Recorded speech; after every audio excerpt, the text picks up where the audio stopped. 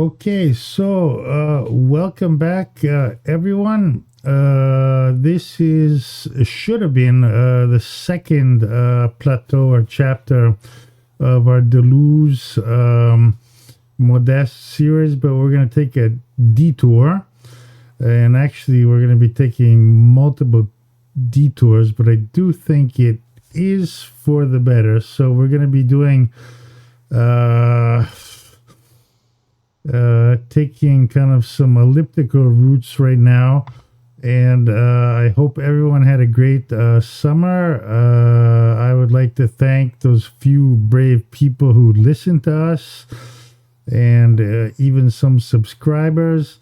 And that's kind of the point of this episode, which I would kind of like to stop and pause. And we have had some interesting comments that people have sent us.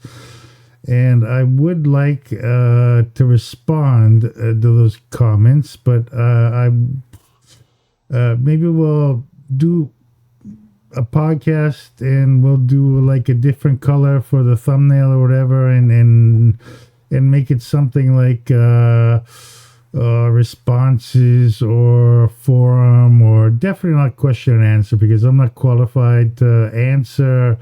And but the fact that some people did post ideas, opinions, and questions, for me it was kind of interesting, because and I just thought I'd try and make a video and put them up there.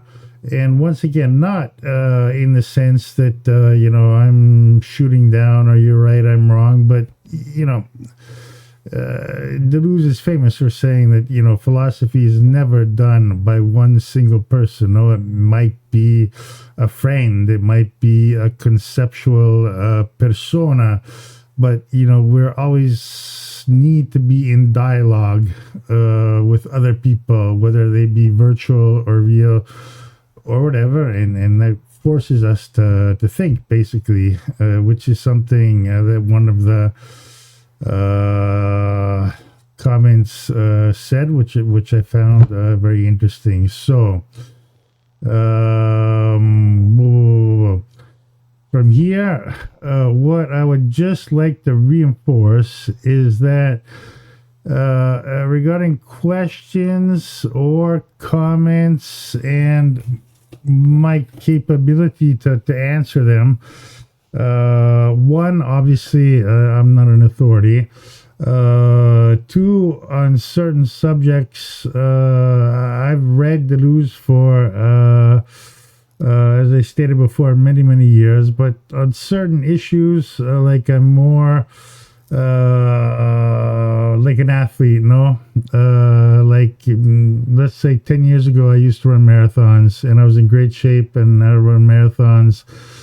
And then I had a son, and I kind of got fat and got out of shape, and I'm sort of kind of getting back into shape, but meaning like there's certain aspects on Deleuze which more recent, and I'm more capable of responding to, and there are other issues which are kind of a little bit it's been a long time. I think I've read more or less all of the texts, but certainly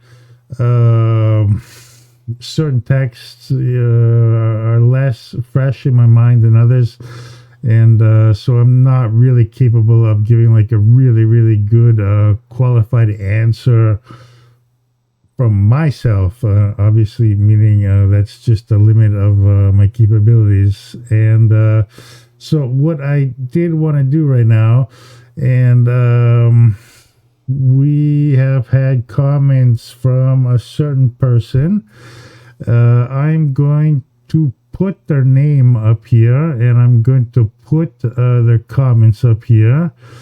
And I would just like to say that I have not explicitly requested permission for this person to do so. So if in any way this is inappropriate or violates, whatever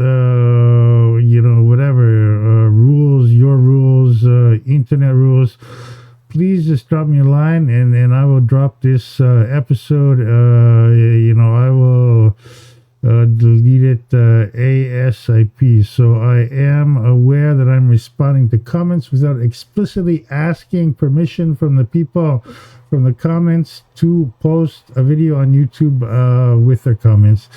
And I'll just add another thing, because as usual I have a ton of stuff to kind of throw out there. One thing that this made me think about was that Gilles Deleuze was always very adverse to debates. No, Deleuze never did a televised debate. I can't think of any example where he ever debated anyone, because Deleuze has stated that debates are just kind of, people just spouting mere opinions, and then not, he finds nothing useful in them, Deleuze, and he never did them. But at the same time, Deleuze is also, it may seem contradictory, but it's a very subtle difference. Deleuze has always said that the precondition for philosophy is friendship, for Western philosophy, And this comes from the Greek, the philosophy, philosophia, philo, friend, Sophia, wisdom. So the philosopher is the friend of wisdom. And for Deleuze, philosophy always proposes a friendship, like I said before, with an actual person, Felix Guattari, a true friend. It can be a conceptual persona. For Plato, that was kind of invented Socrates, no? Plato was always invoking Socrates, who was still not a philosopher. That's a conceptual persona, which Deleuze details with Felix Guattari in What is Philosophy. That is kind of virtual friend, let's say, no? It's not the actual Socrates, but it's the Socrates that Plato needed as his friend in order to practice as a method his philosophy. What are the other examples? The famous examples are René Descartes, cogito ergo sum, no, I think, therefore I am. So René Descartes had two conceptual personae in Latin, plural, and that was an idiot and a demon.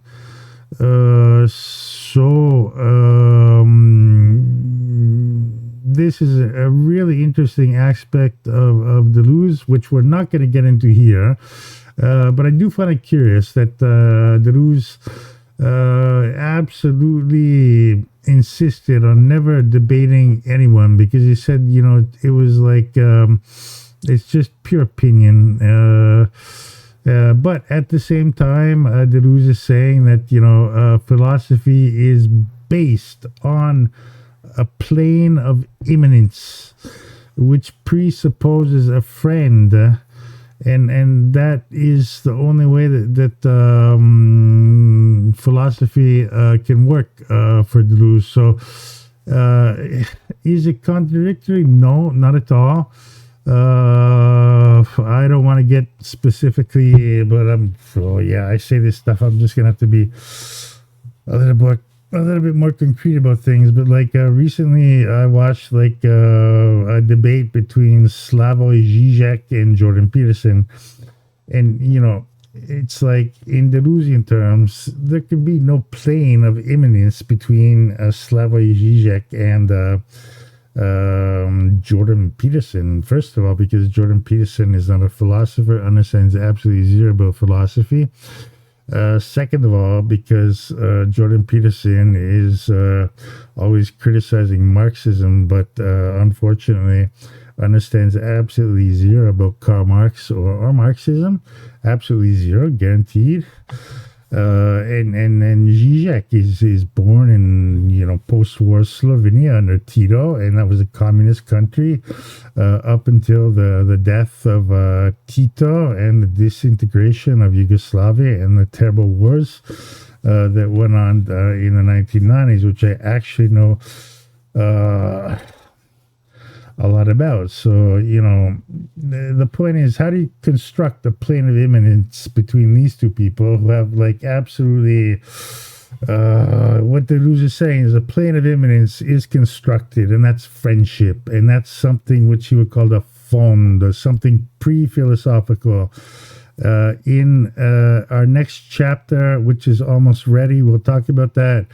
That's like a pre-philosophical affinity between two or more people. No, we create a plane of immanence, but on that plane of immanence, we have a concept, and we are both friends, but at the same time, we are friends of the concept. So, philosophia, friend of the concept. That doesn't mean the master of wisdom. That means that like wisdom is out there, and we can only be friends to it. We can't absolutely know it, but we have to construct concepts and planes of immanence with friends, which bring us together, and they give us common ground. No, that's the whole point. Plane of immanence, you construct with two friends, and then a concept, you forge it on the plane of immanence together. Guattari is doing certain pieces of the big famous concepts in Plateau, for example. And, Gilles Deleuze is adding pieces and refining and, creating, true philosophical concepps. But, nowadays it's very difficult. Like I saw, I hate to do this. Okay, I'm gonna shut up. I watched another interview, like a debate between Slavoj Žižek and this guy with blue hair, who is I don't remember his name, Trinity or Quadrati or whatever. Who, in my honest opinion. Let's just be honest here. I mean, like, if that guy puts like a coherent thought together, I'll open a bottle of Taitinger champagne, like a 60-year-old.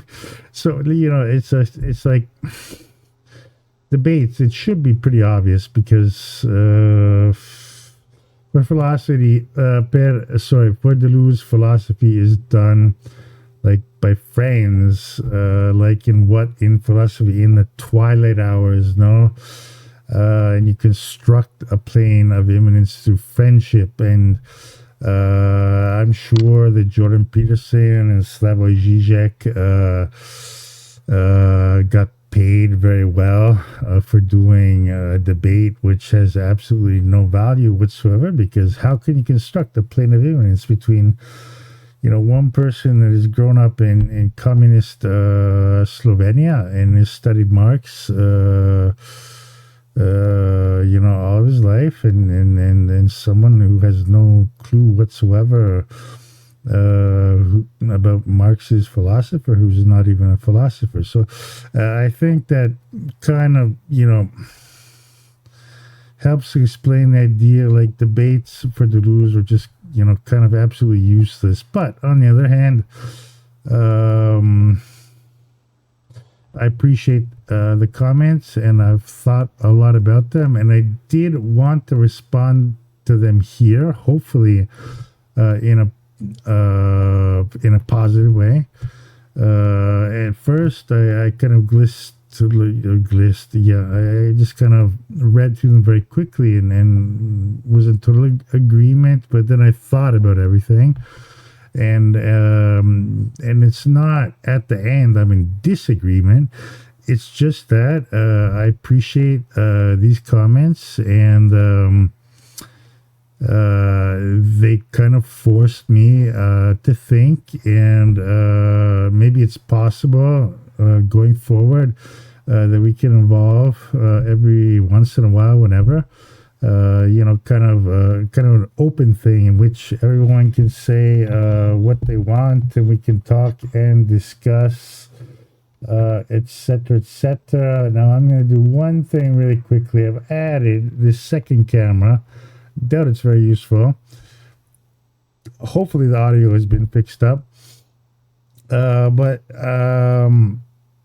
regarding what I was saying before about the friendship and the plane and immanence, there is a very interesting book which has been around for a while by Greg Lambert, who I think is a very good interpreter of Deleuze, and it's called Philosophy After Friendship.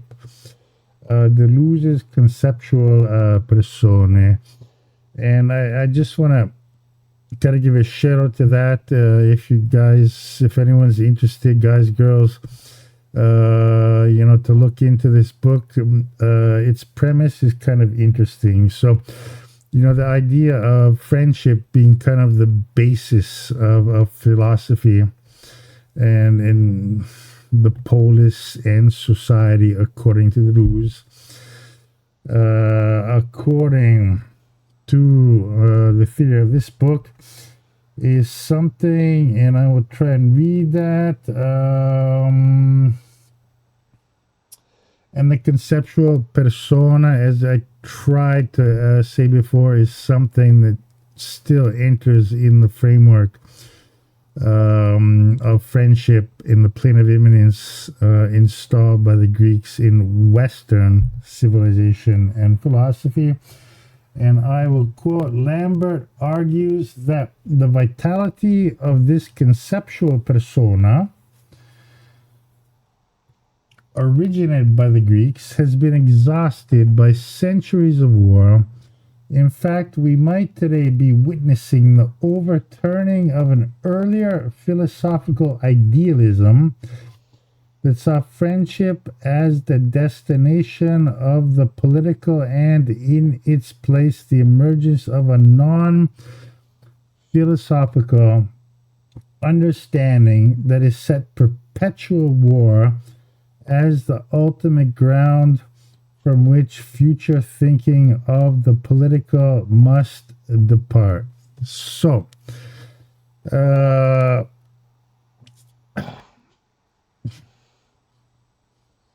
I'm going to stop playing with myself. We do know certainly that Deleuze has said that with the Greeks, they had a plane of immanence, an enormous plane of immanence in very few concepts. And in this kind of bizarre reversal in the modern world, in our world today, we have the exact opposite. We have concepts everywhere, but no plane of immanence. So, if one accepts that for Deleuze, friendship is the basis for a plane of immanence, and if you read What is Philosophy, I don't want to get too into this much right now, but what Deleuze is essentially saying is that friendship in modern society has become something which I'm not saying doesn't exist anymore, but it's something that has been very, very heavily depleted. And I think there's a case that comes to memory where Deleuze specifically cites the Second World War and the Holocaust. This may be the cinema books. I'll look into this as being kind of a point of rupture where Western society has kind of made a definitive break from the Greek polis, in which friendship and therefore planes of immanence become impossible is a terrible word, but become very, very difficult in our modern world. So I would love to get a hold of this book by Lambert. The hardcover price is ridiculous, but I think on Kindle the price is quite reasonable. And once again, the idea of perpetual war is something debatable. I don't want to get into that right now. I'm not really sure that is the cause, sorry. And the effect is that friendship no longer exists because we have perpetual wars. Sincerely, I'm just thinking about it right now. I don't really buy that too much. I think today there's so many factors, identity politics, social media, this kind of division,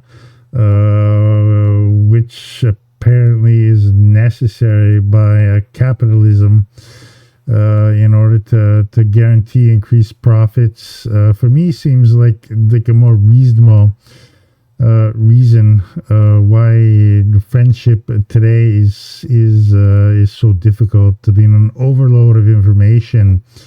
Absolutely. I mean, I think you can, there's so many reasons, but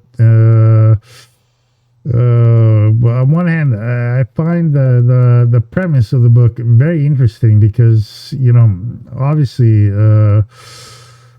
friendship is something which is being very, very heavily put into question in contemporary society. But if you say the cause is perpetual war, I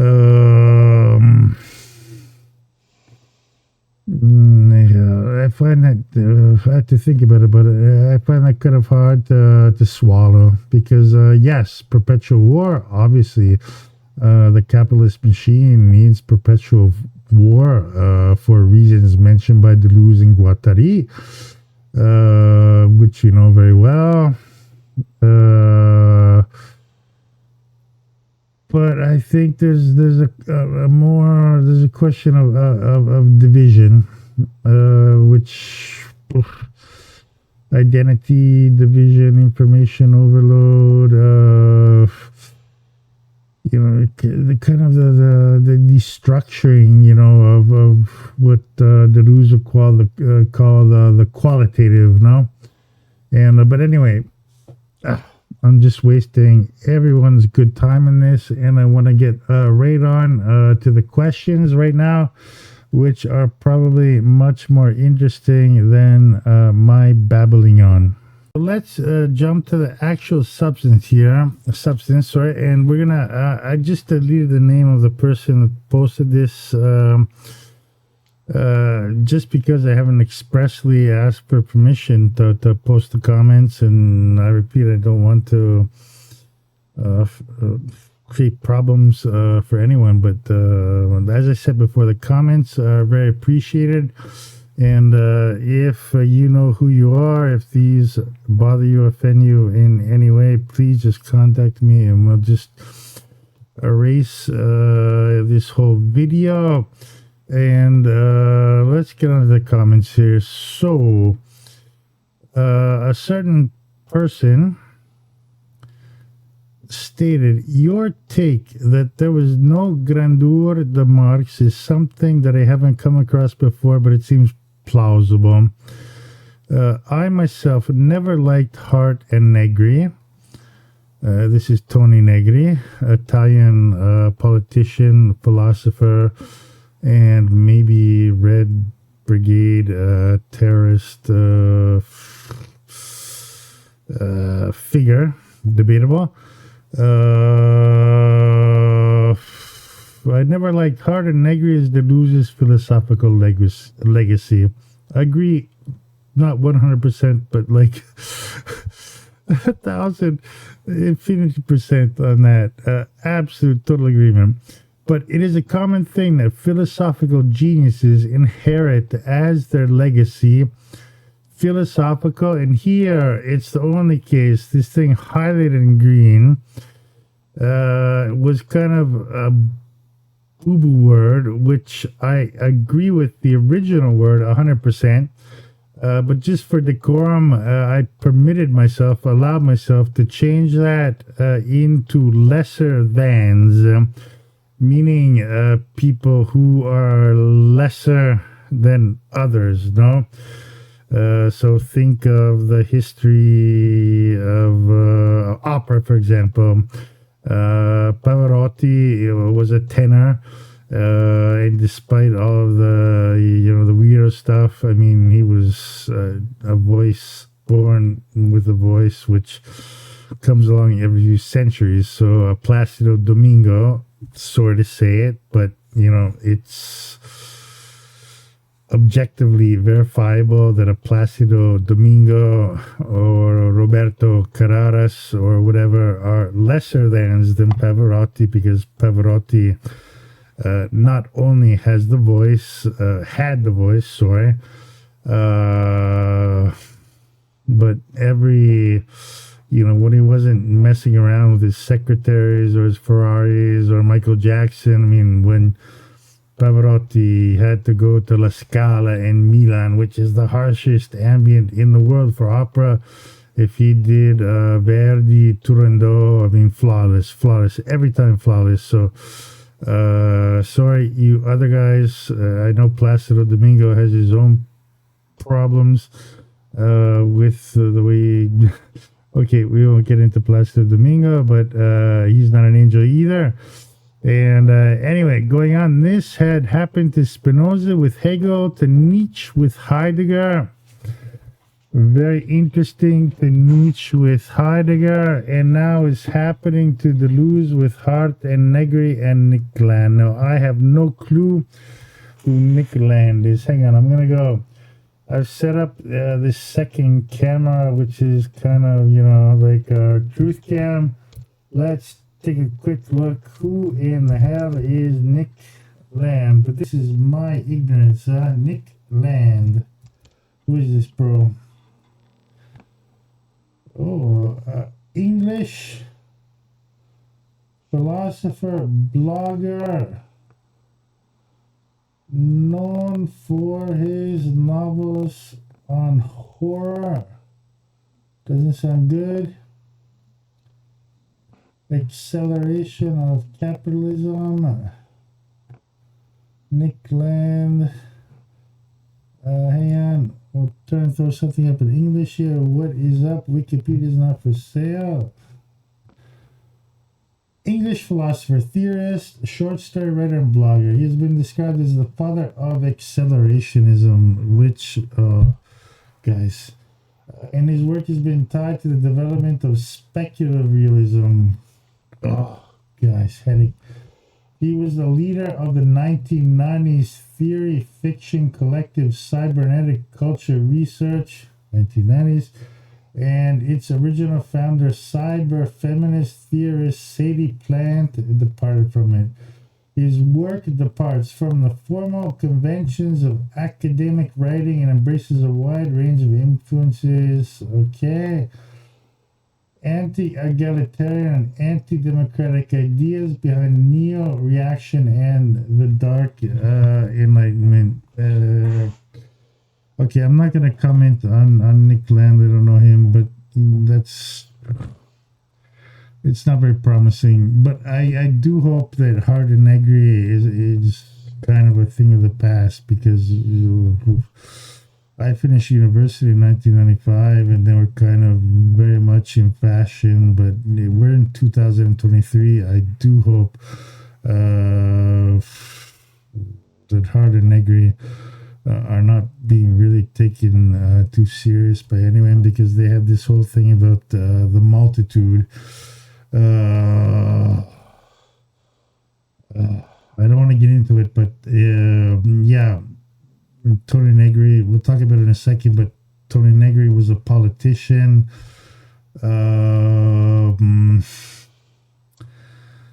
It doesn't surprise me, because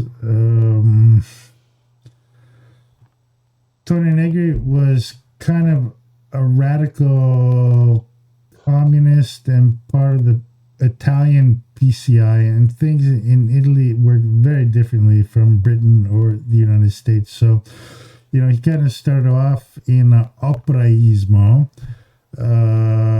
which was kind of started by Panzieri and Mario Tronti, who didn't dedicate, but I mentioned his death at the beginning of August, who were, this opera means worker, no, in Italian. So operaismo is someone who's in favor of the worker and against the capitalist machine, etc., etc. Tony Negri was at the same time a politician.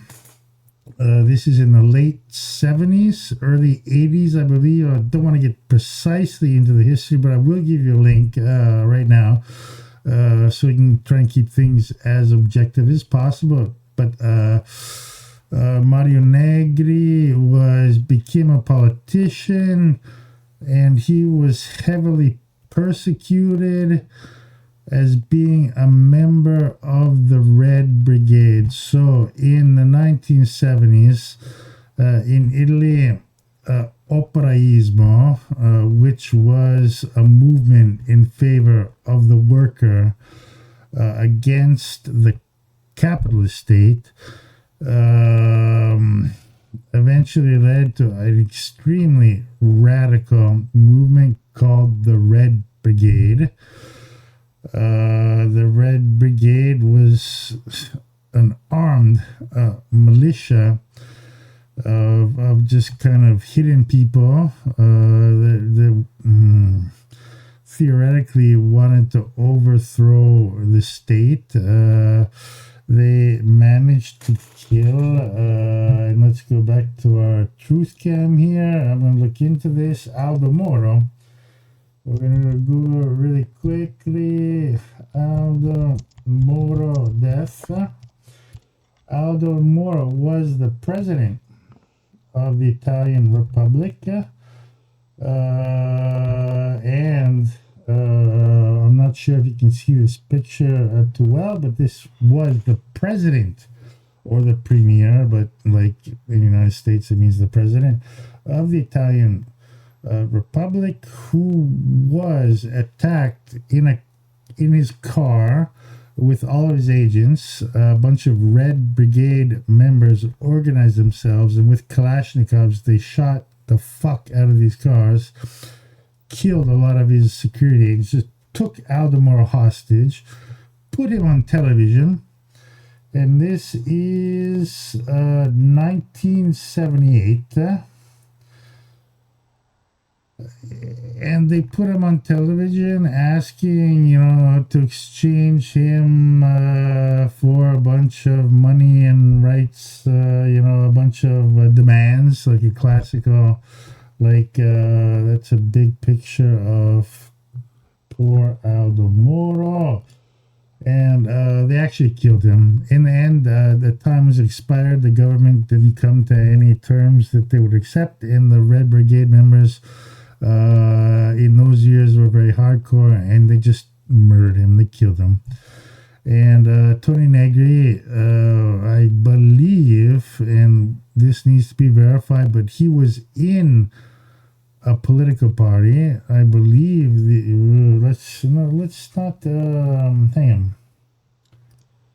Let's not say stupid things. Let's use this third camera I put up to verify facts. I'm going to put Negri political career. Remember, 1978 was the year in which Aldo Moro was killed by the Red Brigade.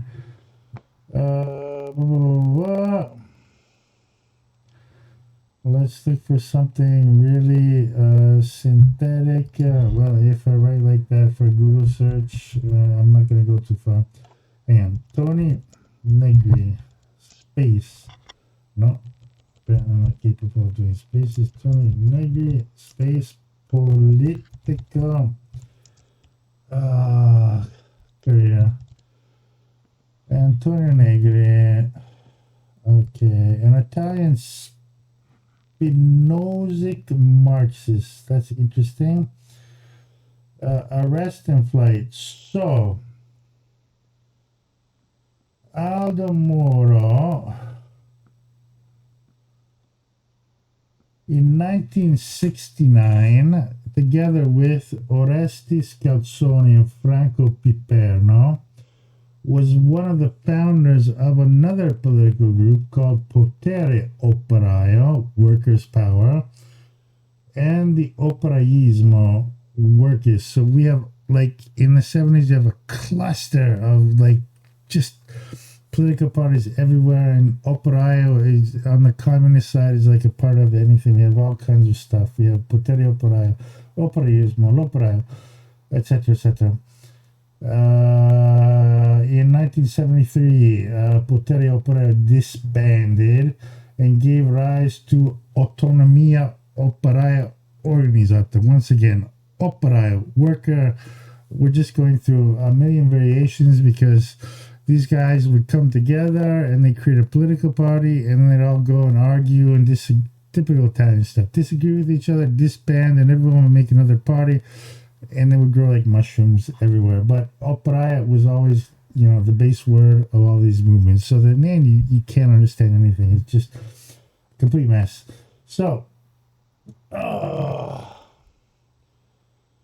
on March 1978, Aldo Moro was kidnapped by the Red Brigades.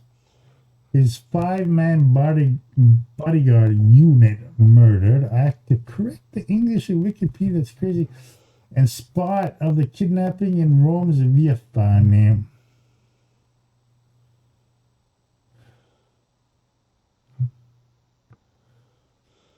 Okay, so they found his body, Aldo Moro, shot in the head, and they dumped him in the city lane.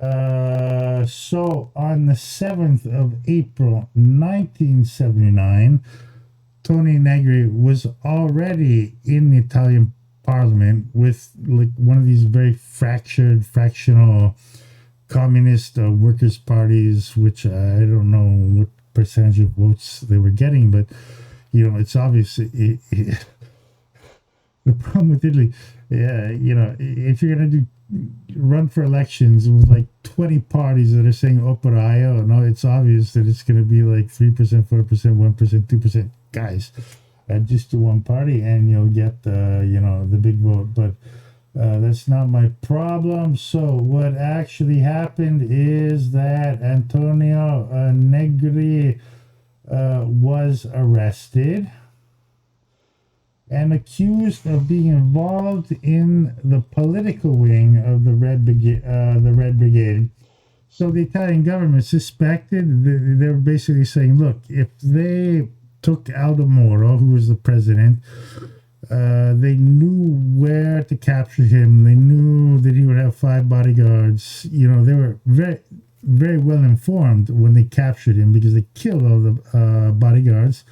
But Moro, they took unharmed, completely alive. So the Italian government deducted that Negri was a spy inside of the Italian government working for this autonomous, violent wing of the Red Brigade. And so the Italian public was shocked that an academic could be involved in such events. Aldo Moro then cooperated with the prosecution, and he was, they dropped all the charges at the last minute, stating that the armed insurrection against the state was not plausible, and a 30-year to life sentence was dropped. So that trial was restarted again. Negri was arrested and they sent him to jail, and he spent 1979 waiting for the second trial until 1983 in prison. And this is where Tony Negri, and let's see if we can back these up with our slides. I doubt I've got anything on this. uh, discovered, not discovered, but he wrote a very well-known book on Spinoza, and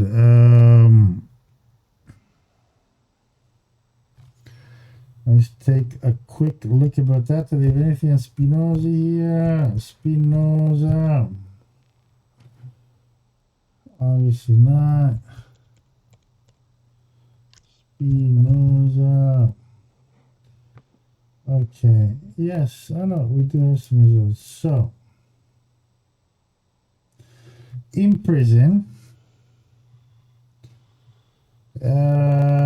Tony Negri wrote a book about Spinoza and was declared a member of neo-Spinozism in continental philosophy. So, what happens from here is that I can't remember exactly the name I had it here. It's called Spinoza Sauvage or Savage Spinoza or something like that. But in prison, Tony Negri, I'm sure he's familiar with Spinoza before. But while in prison from 1979 to 1984, writes a book on Spinoza, studies Spinoza, we imagine, very profoundly. And then afterwards, I believe, and I have to make sure about this, hang on one second. Okay, I've just confirmed that on this stupid second webcam.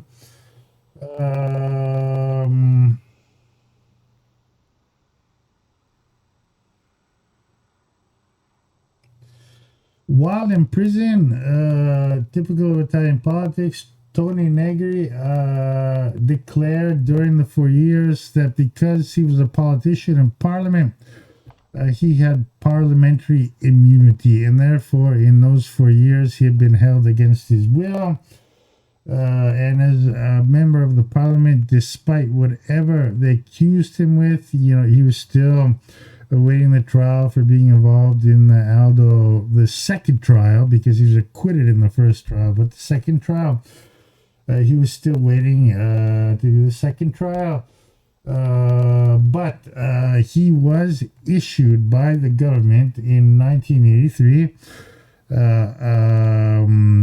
a release from prison due to his continual request for 4 years, insisting that he couldn't be held in the jail because as a member of parliament he was immune. So Tony Negri gets out of jail, and the day after he's gone. He's in France.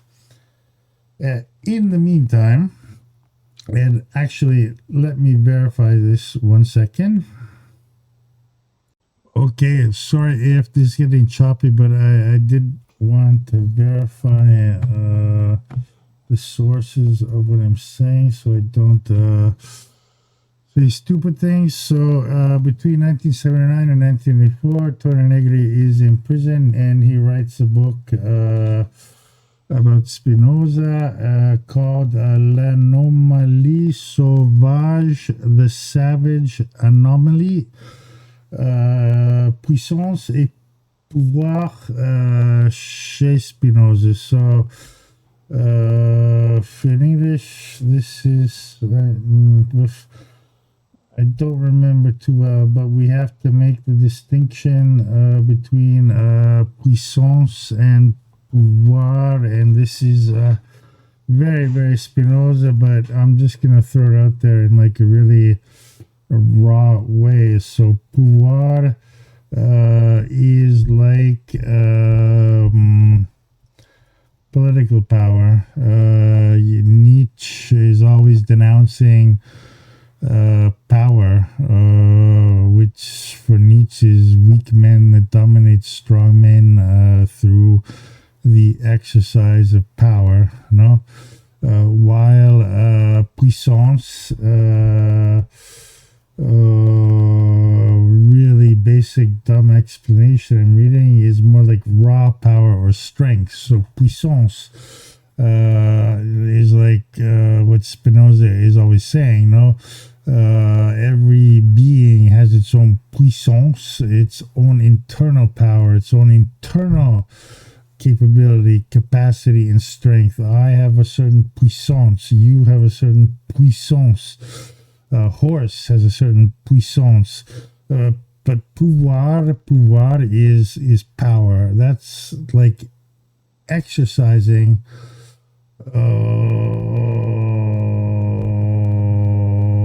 like a bad word, domination over other people, no? The government's dominated is kind of a bad word, but it's like the exercising of power over people, while puissance is it's your internal power, it's individual, it's your internal strength. And that obviously for Tony Negri, obviously as a Marxist and being on the side of the operai or the worker was something very dear to him. No, we are the worker and we have our puissance, we have our power. We are confronting the capitalist machine, no? And that is pouvoir, and they exercise their force over us. They close us in factories. That's pouvoir, no? They close us here, and we work on machines, but we have all the knowledge of the machines. We have, this is the opera, the worker. We, the production, it's our puissance, it's our power. Even if we have machines, we work the machines, we do things. Pouvoir instead is the power exercised over us to sit there and do a 5-day workday and accept the salary they offer you, etc., etc. So that should be pretty clear. And I'm like going so off topic that it's unbelievable. I'm going to go back to the original text. No, I still have to finish up. So anyway, what happened is this book that Tony Negri wrote about Spinoza, L'Anomalie Sauvage, which you can find easily on Google. Gilles Deleuze came across it. And this was kind of a period when Deleuze had wrote a few political texts, very rare from Deleuze, but he had written La Grandeur de Yasser Arafat, a text, a really, in my opinion, interesting text about Arafat and the Palestinian people, comparing them basically to Indians, the Indian population in North America, in which the goal of Israel, with the help of the West, was not only to destroy or render into slavery the Palestinian population, but the true goal was to erase them from history. La Grandeur, and this is something that we'll get to because this is why Marx is going to be talking about Negri is going to be talking about La Grandeur de Marx. He's incorrectly taking that from Deleuze's text on La Grandeur de Yasser Arafat.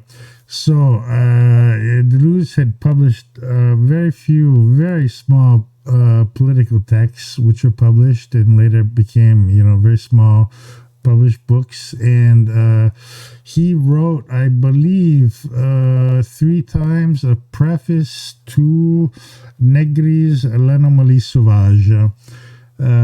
So apparently Deleuze found something very interesting in what Negri was saying about Spinoza. So, to make a long story short, Tony Negri, when they let him get out of prison in 1984, he still was awaiting his second trial.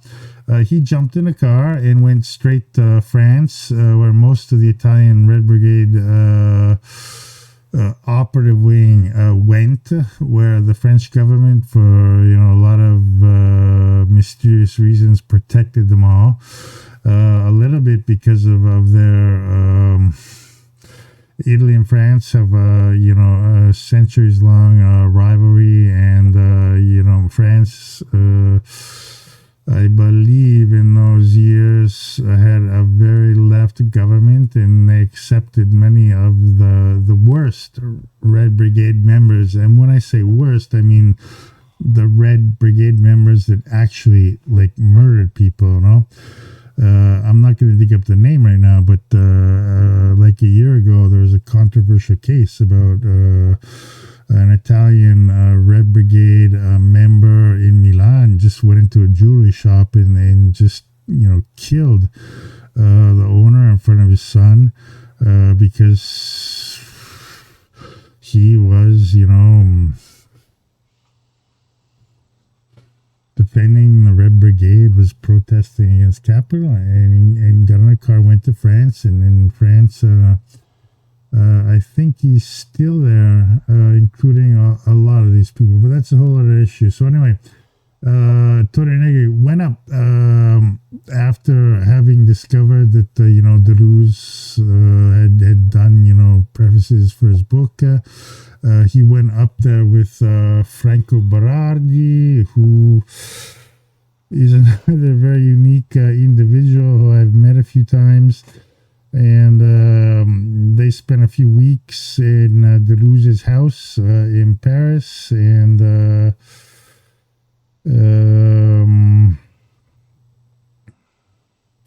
in the end, Tony Negri controversially later stated this thing about Deleuze's last work being La Grandeur de Marx, which I heavily contest. But I do want to show you all. Let's see. I should have just pasted it. There's a link right here. If you can see that, I'm going to put it up on this camera right here. Where is this link? There's a picture of Tony. I'm not going to get too much into it, but I'll just read a little piece. So it is possible that Negri could have had knowledge of what Deleuze was writing. Certainly, we should also note in passing, keep in mind, Tony Negri and Franco Berardi just spent a couple of weeks in his house, huh? They could have paid for their own hotel, for God's sake, but Deleuze obviously for them was an important figure, so they went straight to the source. And then Deleuze, I believe, I'm just imagining, is a humble and honest person, said, "Okay, guys, take your sleeping bags, no problem." So reading this, we should also note in passing that Negri describes the book as unfinished, the implication being that something was written. We will return to this in a moment. They were friends, corresponded regularly, moved in the same intellectual circles in Paris. I doubt that. And each influenced the other's philosophy and politics, which I completely doubt, 100% I reject that. We cannot know for certain how this might have happened, but here's one plausible hypothetical. Deleuze has written, say, a first chapter of the book, but he wants some feedback, ideas, and criticism to his friend from Tony, whose opinions he respects on Marxist philosophy. So perhaps he sends him a rough draft of the chapter for that purpose. Negri replies, and so on.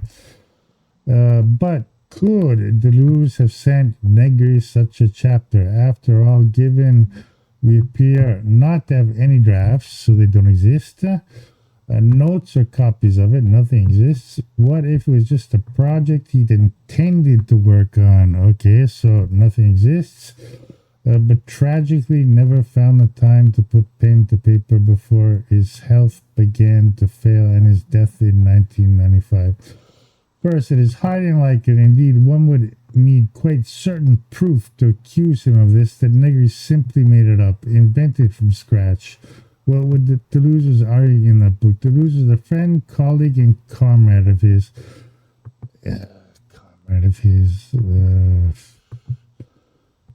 So we should assume good faith in this respect. Okay, so we're assuming good faith for Tony Negri. He either read something or at least talked to Deleuze or someone close to Deleuze about it, and thereby had some idea about what Deleuze had written or was intending to write. So, guys, I put that link up here. I'm not going to go on and analyze this whole thing because I could care less, sincerely, because to me, it's just pure absurdity.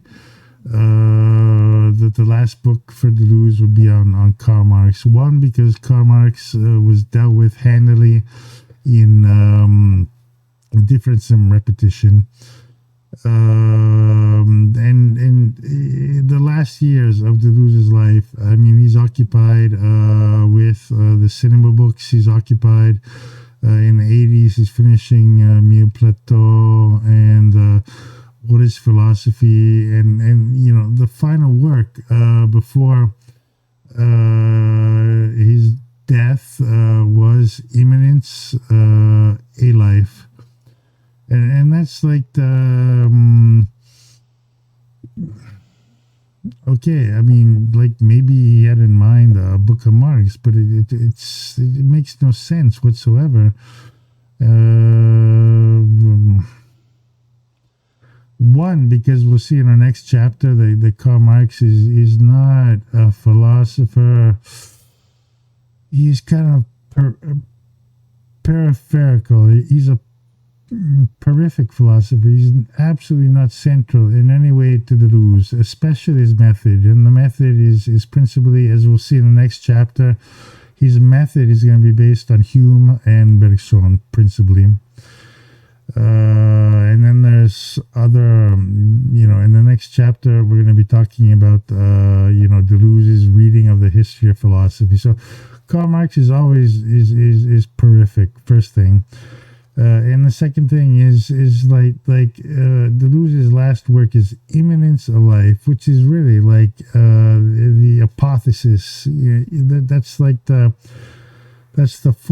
final point on your life's work, in which Deleuze states that immanence is immanent to nothing but itself. That's like, after that, you've done your job. You have nothing to say. Why would you go back to Karl Marx? No, why don't you go back to Schelling or Hegel? I mean, are you kidding me? I mean, he's done his job. He did his work. He was hooked to a breathing machine, for God's sake. I mean, he was in extreme pain. I mean, do you really think that he's going to sit there and you know, do a major work on Karl Marx? I mean, it's absolutely.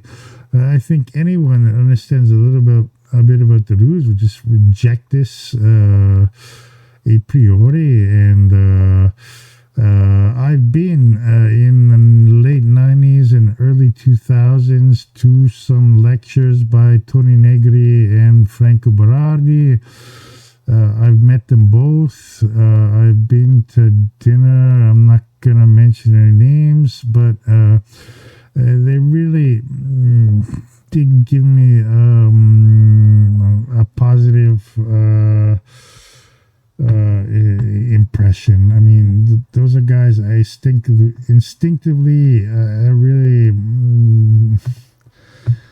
I don't trust what he says, and I repeat, I've gone way overboard here. I do hope you look at this article right here, and I'll try and put that in. I'll try and put that as a part of the YouTube publication, so you just get a straight link. But you know, you guys decide. It's up to you. And what's important is that, you know, we are informed about what we're saying. So I'll give you this. My opinion is my opinion. I do not want to you know, shut down doors for anyone else. So going back to the original comment, this has happened to Spinoza with Hegel.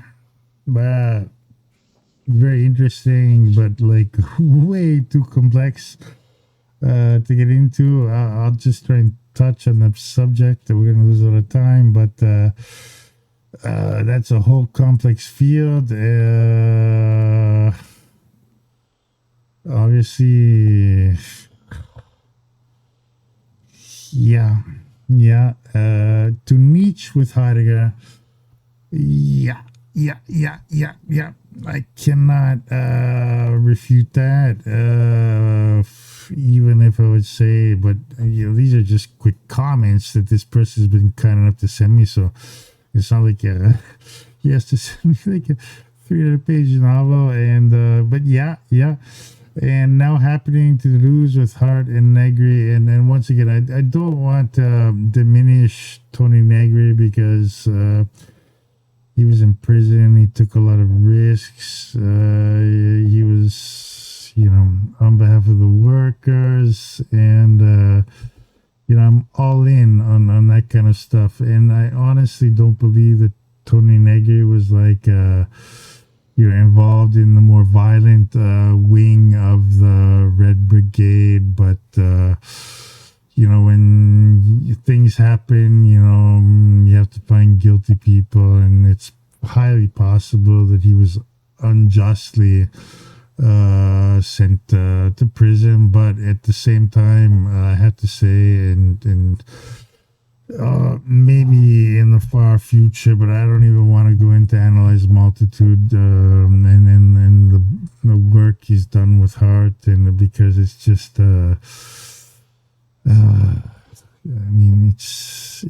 it's just not philosophically viable. It's like what strikes me is the ingenuity of Negri. Like, okay, we're in the late 80s, the 1990s or whatever, and we're gonna go form a multitude, and obviously he's drawing heavily on Spinoza's political philosophy and this question of puissance. So if we as a population can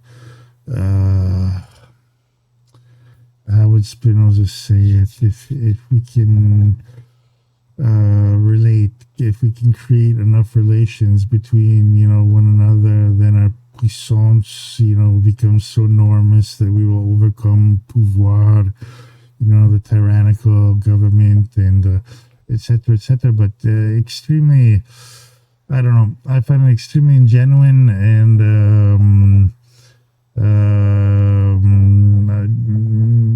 for many aspects I respect Negri for his life work, but he's not a philosopher. Let's admit it, and he's kind of more of a communicator, a politician. I mean, philosophy is not his strong suit, but I respect absolutely the fact that in prison he discovers Spinoza. If I have time, I would love to go over the text. I mean, if Deleuze wrote 3 prefaces to Tony Negri's text on Spinoza, I think that means there's a good deal of substance in it. But the later stuff with Hart and Negri is kind of, for me, it's like watching Duran Duran today in 2023. I mean, it's not the same as 1982. I mean, you have to stick to your craft and stay sharp, and then not. I don't know. I guess they sold a lot of books and made some good cash, and everyone bought a Ferrari or whatever. Sorry about that. I don't want to be too skeptical. So to finish off this comment, which I blasted like 2 hours away. Maybe that's just another part of the violence that forces us to think. Now, this is interesting. It first I was kind of like, yeah, but I do kind of disagree with this because I don't think that's what Deleuze was saying. But let's get into that quickly because this is only the first of 3 points made in this comment, and the other two are, for me, are much more difficult. This was supposed to be the easy one. I've already shot like 2 hours blabbling away on the history of God knows what. So let me just try and quickly say that I don't agree with that too much, and then we'll get on to the other points, which are equally as interesting, but are gonna put me in like kind of a much harder, less qualified place to give you some kind of reasonable answer, but we'll try anyway. Okay, so I just took a quick break there, partially because it's still pretty hot here and this ski mask is like really overheating me, and don't ask me why. Let's skip that question. But I did realize that I really haven't answered the question at all. I just talked about a bunch of stuff, but I really didn't answer or give my opinion because it's just an opinion on the answer. So the point here is it is a common thing that philosophical geniuses inherit as their legacy philosophical, I've changed the word to lesser people, meaning philosophers not as great, This has happened to Spinoza, to Hegel, to Nietzsche with Heidegger, and is now happening with Deleuze, Hart, and Negri, etc., etc. So what I've done is I put together just a quick page here with some dates. Starting with Spinoza, we have Baruch, born in Portugal, I believe, but raised in Holland, or in Italian, our dear Benedetto, which means blessed Spinoza, 1632 to 1677. And I've added a note here: immanence and absolute exteriority, because I really love that simple phrase. And we have to think about Deleuze and Hume, external relations. Think about Deleuze in his last work, Immanence a Life. Immanence is immanent to nothing itself. That means absolute exteriority. And for me, it's just, sorry, but just a beautiful phrase. Let's look at Immanuel Kant, 1724 to 1804. Now, oh my goodness. I wanted to add here, but I didn't.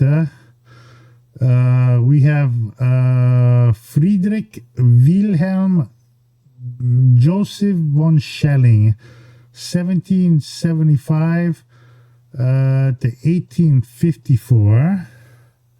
So that dude lived a long, full life. Hegel comes along in 1770 to 1832. Another figure I wanted to add, I'm lost here, but I don't have space, is Fichte. Let's check that really quickly. Let's get some dates on Fichte. Johann Gottlieb Fichte. So, Johann, I'm not even going to write the first name. I'm just going to add 1762 until 1814 in Berlin. He passed away. Rest in peace, Johann Gottlieb Fichte. So, what I want to say here, and I agree absolutely with the comment, just to explain it, like give a kind of a simple analogy. Let's see if we can get a nice picture of feet here. Let's check these dudes out. I'm not going to put up a picture of, here we go. Here is the bro feet. Oh my god, give us a bigger picture. Come on, there we go. Okay, so we have feet. I'm not good with German. In my opinion, what I'm saying is that, and maybe second slide could be interesting, Neoplatonism, is that in the history of Western philosophy, always according to Deleuze, there's always been this question of immanence, but it's never been very present. It's kind of, when Deleuze is talking in chapter 2, we'll talk about this. There's a secret line of philosophers, who Deleuze is saying are, in favor of joy and against the negative, etc., etc. What he's saying at the same time is that the immanence is something that is nascent since Socrates, pre-Socratic Greek thought, in Western thought and philosophy, but it has been nascent more or less up until Spinoza. But obviously things don't just work like that.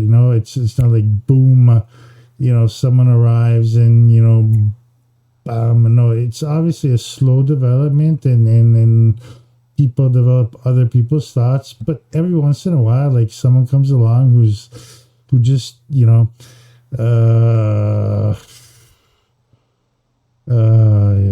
it makes a huge impact that drops like an atom bomb. And in this case, reading Deleuze, I mean, there are various cases of Neoplatonism.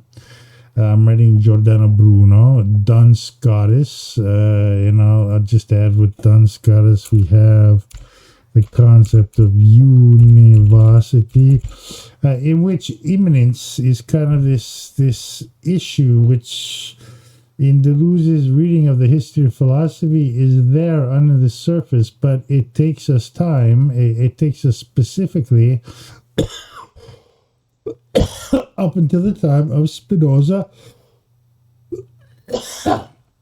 who basically, for a host of reasons, also his own genius, let's admit it, he goes all the way and then, says when God is nature and nature is God, and, this is almost pure exteriority of relations between beings, no transcendent values whatsoever, completely erased. And so that's like kind of an atom bomb that's dropped on philosophy, and this happens in all fields every once in a while. I mean, maybe today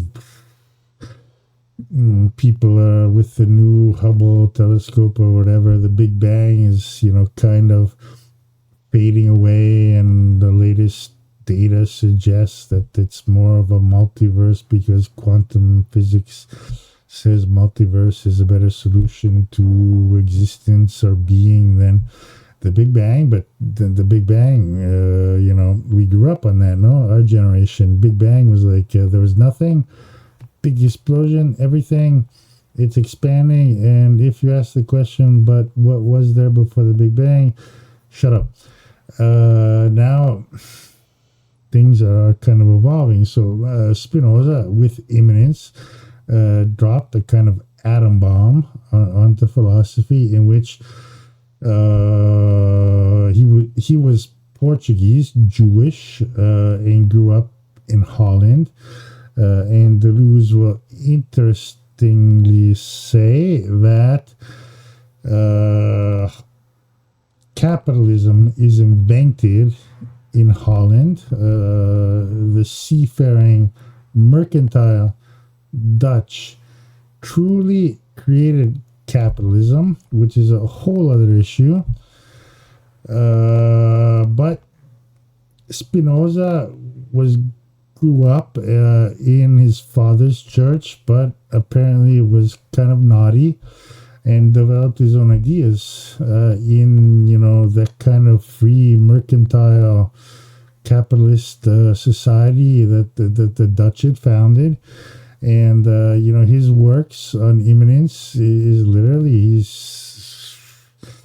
we've seen before in Giordano Bruno, Neoplatonism, Duns Scotus, they're kind of these tentative suggestions that, immanence here and there, God, universe, blah, blah, blah. But more or less, Spinoza just goes all the way and throws out this big atom bomb of immanence. And then, so Kant,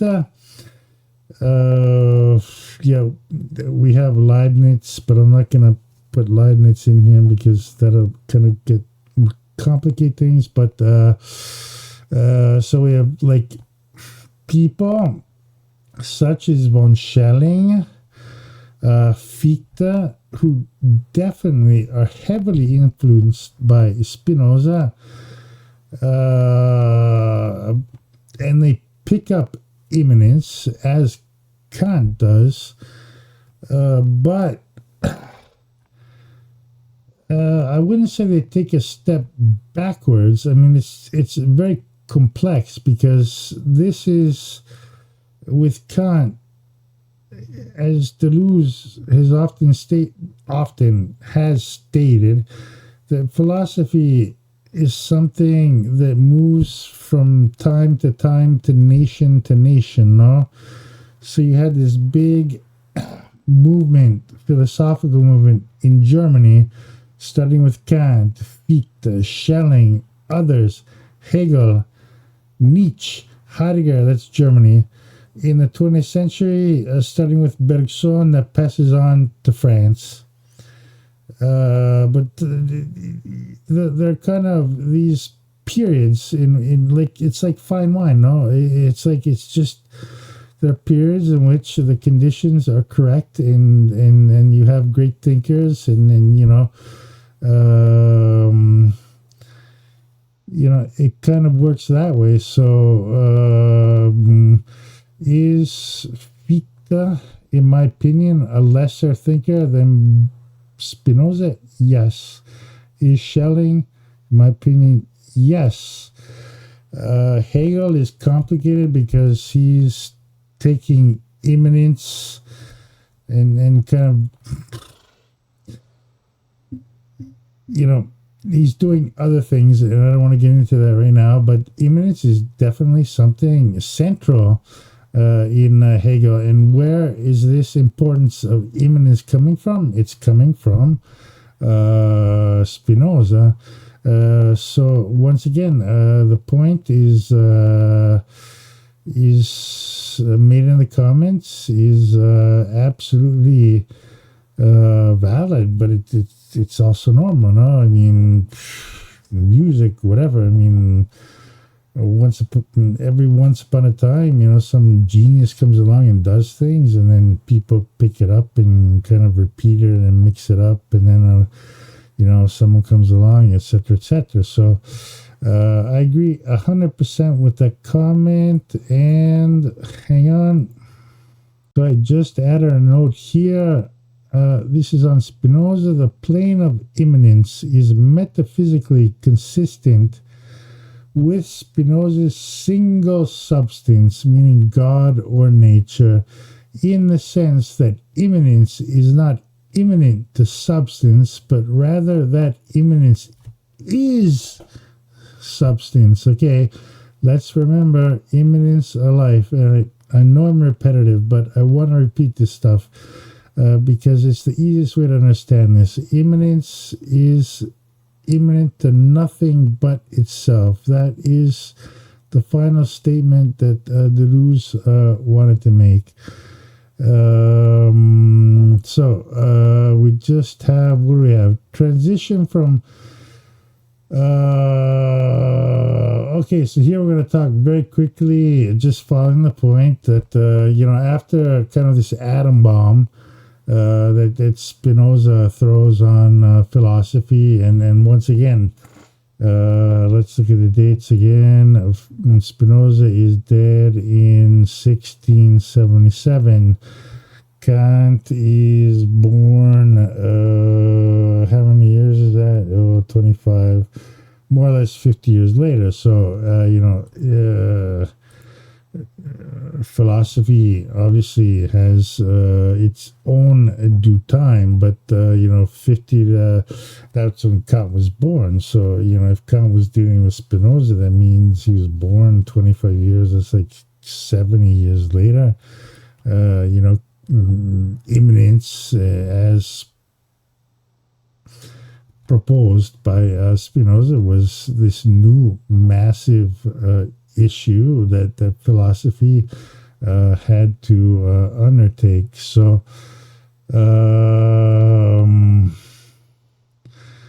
we're following Kant because Kant is kind of a transitional figure in the history of philosophy. So transition from the critical philosophy of Kant to the absolute or objective idealism of Hegel proceeded through the work of Fichte and Schelling. And we're going to switch to French really quickly. In the philosophical discourses or the lessons which Schelling made between 1835 and 1837, Schelling consecrated numerous pages of his eventual publication to Spinoza. In his lectures and in his interpretation of modern thought, Spinoza had a central place. Spinoza is not only a worthy successor of René Descartes. I prefer to call him Cartesio, but that's just instinct. But is equally, at the same time, one who corrected the Cartesian system and who gave it a objective reality. So right now doing this stuff gets a little bit complicated, but essentially simplifying things, you have Spinoza that goes out there and drops this atom bomb, no, and it says like substance is immanent to itself, no. Then you have a question of the nodes, which is probably the only problem that Deleuze had with Spinoza, but we'll get into that in chapter 2.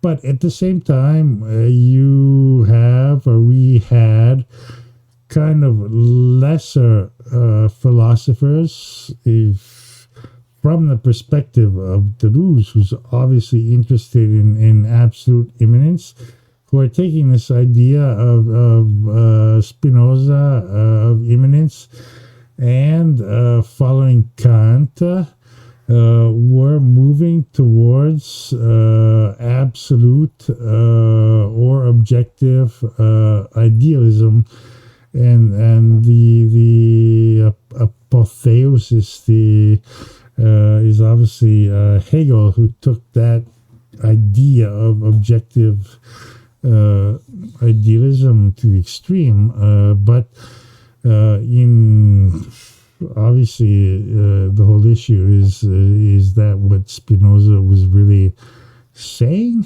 or not. So the second is the God of Spinoza is still lost in its substantiality, and therefore in immobility. Therefore, mobility, which is equal to the possible, cannot be found within the subject. The substance of Spinoza is a pure object. Spinozism appears, therefore, as an incomplete system which is imperfectly developed. Now, this is Hegel in magenta. And a comment on Hegel, Hegel, in the philosophy of Spinoza, there's something exceptional and ineluctable. Spinoza constitutes a crucial point for modern philosophy, which one could call the choice between Spinozism or non-philosophy. Let's try German. I suck at German. Du hast entweder den Spinozismus oder kein Philosophie. Okay. But it is, however, necessary to pass through Spinoza because in his philosophy, with which we must have an essential relation, allows us to think together with the absolute.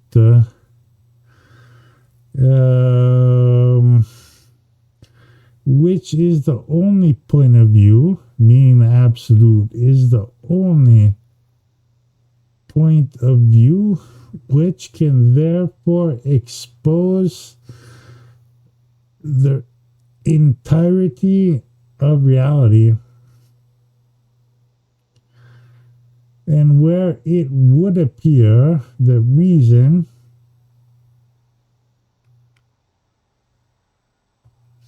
has nothing outside of itself but understanding itself within itself.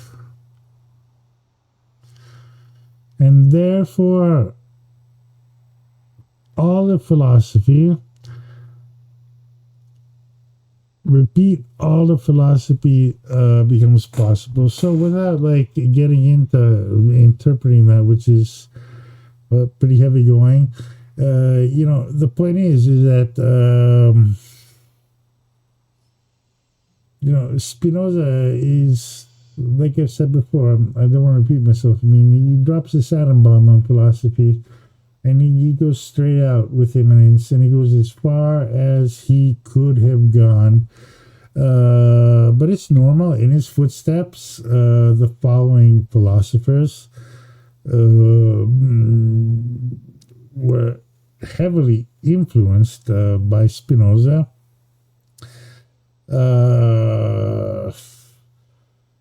But interpreted immanence in a very, very different way than Deleuze interprets it from Spinoza, and very, very possibly they interpret it in a very different way from Spinoza himself. And like I said before, it's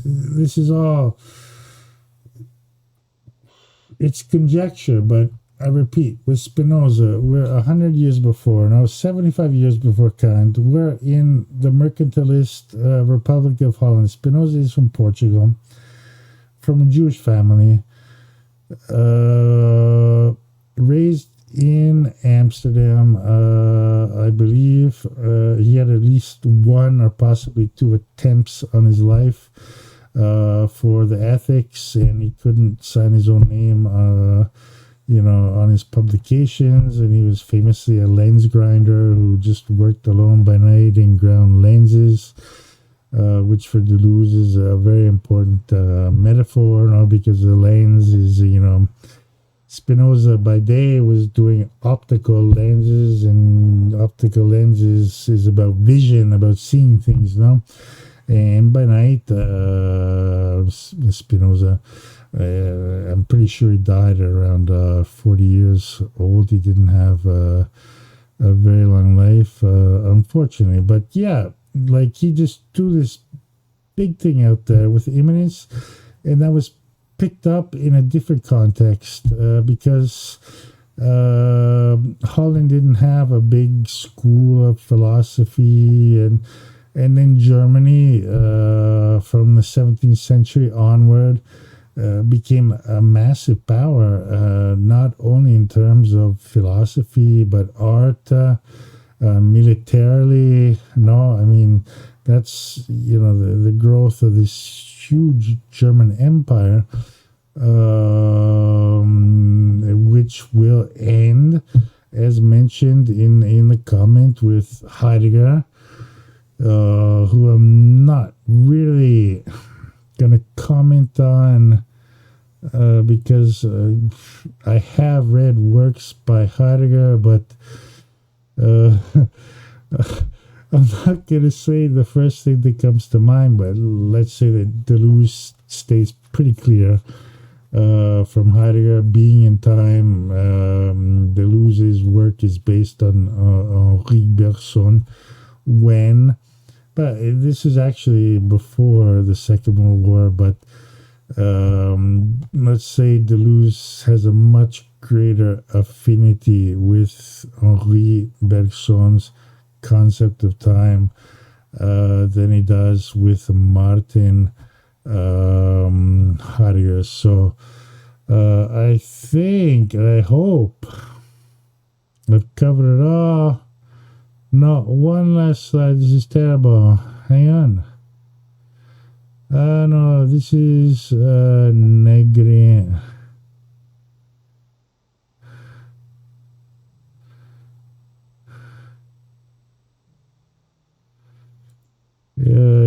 No, it's we don't, like I said, that was like the first out of 3 questions, and I've spent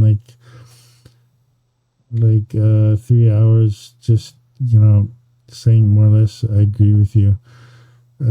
So we're gonna get on to the next 2 questions, which are going to be much harder for me. So prepare yourselves. This might get ugly. So grab a beer or a gin and tonic, or let's take a break and we'll try and pick up from here. But I hope in a really long-winded way. I agree with that point entirely. It's that's the way it works, huh? There are great people in art, in music, and obviously they're picked up by lesser people, and the lesser people probably have even more material success, because they're probably easier to understand. Like Spinoza, when you say God is nature, you're basically saying there's no afterlife. So a lot of people are not going to want to accept that, especially after 2,000 years of Christianity, in which we're promised paradise or inferno or hell or whatever, but we all expect to go to. So it's not, Spinoza is basically saying when you die, and then you recompose, and you're still part of God, basically. But you just what's the famous saying by Spinoza? The only part of you that will die when you die is the part of you that is afraid to die.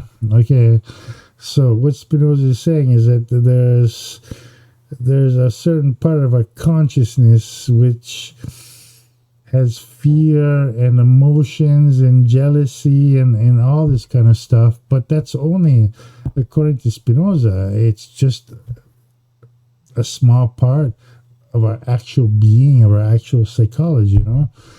So he's saying, dude, you know, when you're dead, no fear. You're just going back to nature or God, and you know you're gonna decompose, but you know, and also there's an infinity of substance. So with Spinoza, physically you're gonna decompose, but according to Spinoza, we human beings are composed of two substances out of a possible infinity of substances, which is thought and let's say body, bad word, but so you know you can understand why it's just too strong, too radical. What Spinoza was saying, especially at that time, and lesser people, the various feet shelling, are going to pick him up. They're going to do what they can do with it in a completely different historical context, and they're not going to go all the way because that's dangerous, basically. And Kant will touch him, you know, a little bit, but he's going to keep his hands off. Descartes is leave Descartes alone. And, you know, he's going to get picked up in a really big way with Hegel. And that's a huge issue, which hopefully we'll eventually get to. Nietzsche is a huge admirer of Spinoza, Zarathustra. That's, you know, heavily inspired by Spinoza. And yes, these are lesser figures, and it's normal. Plus, today you have an even bigger problem, which Deleuze warned us about repeatedly, is that today in modern society you have an issue of marketing and money overriding everything, no? And that is another huge problem I've talked about, and I will continue to talk about. But today we are much, much more corrupted from all points of view. According to, you know, if Schilling or Fichte were lesser people, philosophers than Spinoza, what about today? No, I have to make money. I have to go. I have to do. Let's do YouTube debates because they pay me, and let's just, you know, write horseshit books. No names mentioned, and you know I'm not even the author, so it should be clear to who I'm talking about. But whatever, you know. Marketing has thoroughly corrupted us, and it's different. Capitalism has reached a point where it's not like before. But anyway, I don't want to get too skeptical. We need to be optimistic. Once again, let's get on to the next question. So we're back in that last cut, which I think ran along way too much. I probably had a few too many tequila shots, but it was late on let me think, Saturday night, and in this cut actually it is Monday night, and so I probably got carried away and was definitely, as usual, too long-winded. But in order to close up the first point, I did want to still mention three things. So the first thing I wanted to say, in retrospect, and I listened to like the last few minutes of me rambling on, etc., I want to state that, like, with Antonio Negri, or Tony Negri, I have absolutely no problems with him whatsoever. I mean, I respect him. I respect his life. I mean, that is a person that once upon his time, there were people that were actually doing things and risking things and putting their lives on the line. However correct or wrong they might have been, it's not like today in cancel culture, or you cancel someone on Twitter and you're just some kind of hero or whatever. So no, I absolutely respect what he's done regarding the whole thing about the grandeur of Deleuze. I really don't have any problems with Tony Negri there. What I do have, however, problems with are a lot of academics in the 90s and up until the mid 2000s that just kind of accepted as a fact without doing any kind of research whatsoever that this last final work of Gilles Deleuze was supposed to be supposed to be La Grandeur de Karl Marx. And I want to repeat, Karl Marx, I am with Deleuze 100% on that, was an absolutely essential philosopher, be it for his method, but be it also of his incredible intuitions or recognizations or analysis of the capitalist system, which were kind of not in the middle of. Well, yeah, we're in the middle of it, but capitalism right now in 2023 is going into kind of a high gears. It's breaking down its old limits as it always has done. So we're kind of confronting a new frontier of capitalism, and Marx as a base is as valid as ever. Not everything Karl Marx is going to be true anymore, but that's normal. It's like saying, is Duns Scotus 100% applicable in 2023? No, obviously not. Times change, but the validity of the work, the ideas, the concepts of Karl Marx are absolutely valid, and I respect everything that Tony Negri has done, being sent to prison and reading Spinoza and writing a book on Spinoza, L'Anomalie Sauvage. I mean, that's absolutely great. So I had no intentions to trash Negri in any way. However, there's still this open problem of this question of the grandeur of Marx being Deleuze's last famous work, which there's no proof of. And once again, my problem is with all these academics that, without even knowing who Tony Negri was or where the source came from, everyone was just like, okay, Deleuze's last work was going to be, the grandeur of the greatness of Karl Marx, etc., etc., but without any kind of research whatsoever. So my problem there is like, if, and I might be 100% wrong, maybe that was Deleuze's last final work. And my second point, I'm kind of trying to reinforce why I don't think it was, but obviously, like anyone else, I could be totally wrong in this, and so the only point is that as there's no evidence, there are no papers, transcripts, or whatever. I don't think academics should have been running around everywhere saying that this was supposed to be Deleuze's last work, because that is very, very important.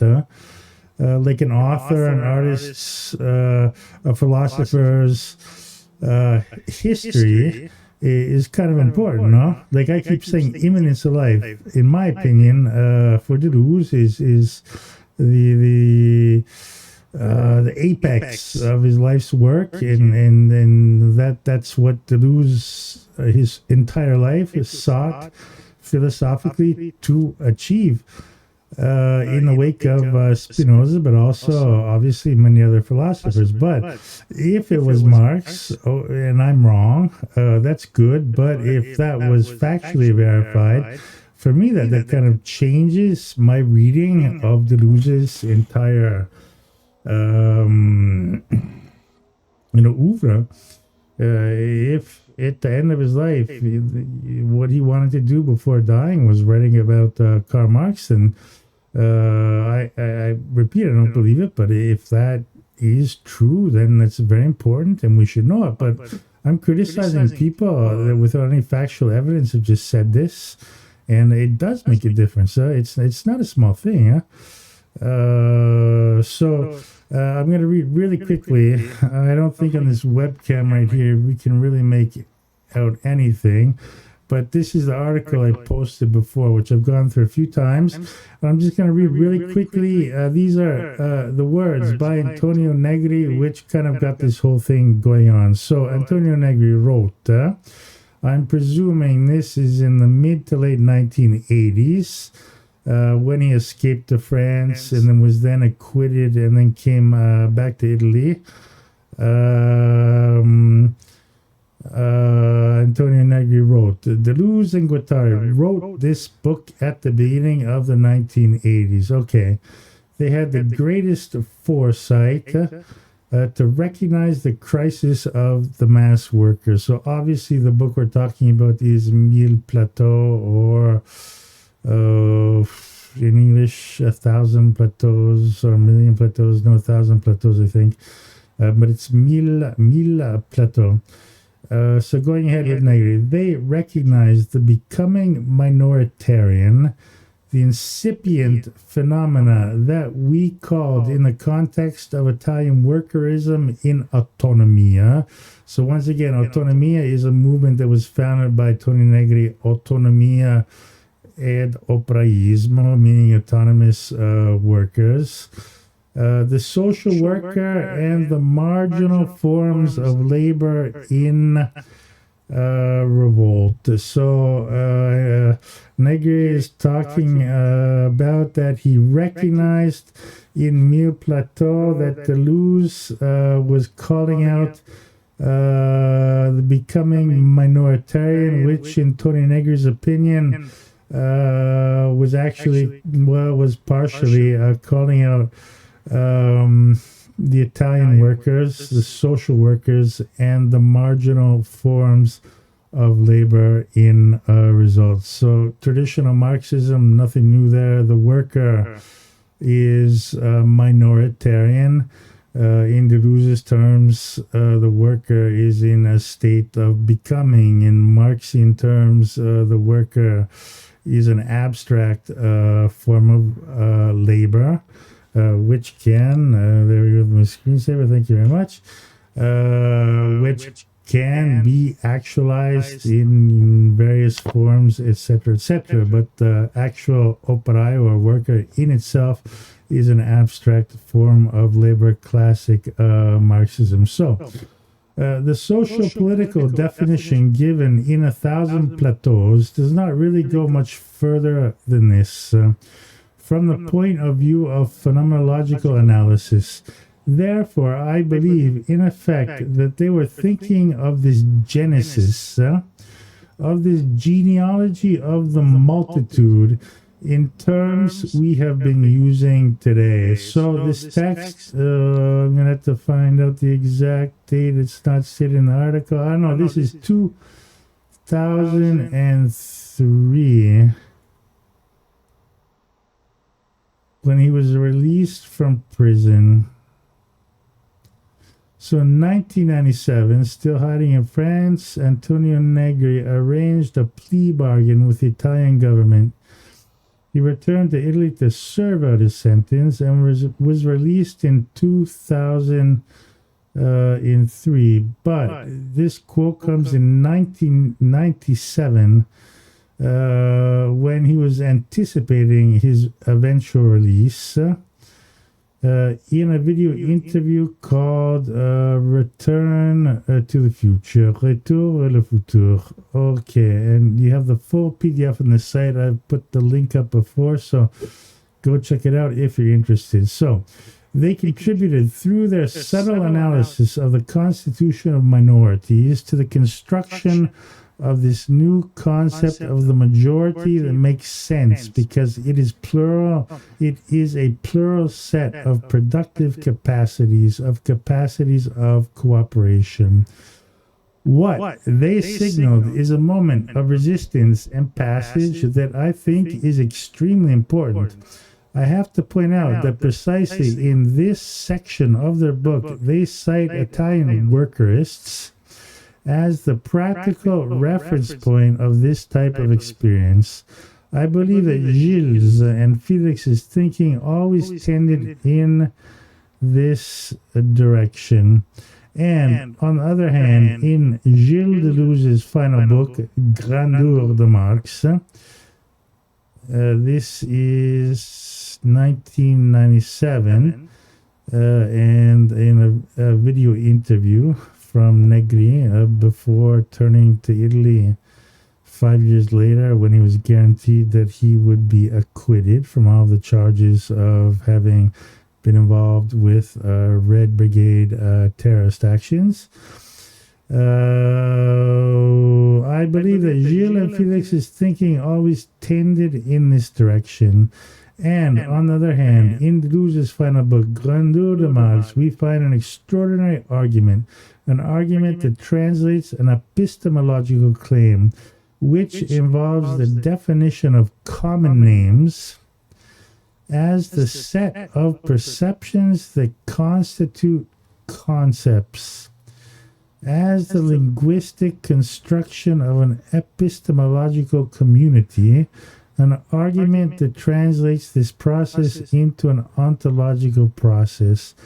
Communism is the multitude that becomes common. That does not mean that there is something presupposed there, that there is an idea, something ontologically or metaphysically hidden. This does not mean that there is a unity. The common is what is opposed to the one. It is anti-Platonism pushed to the extreme.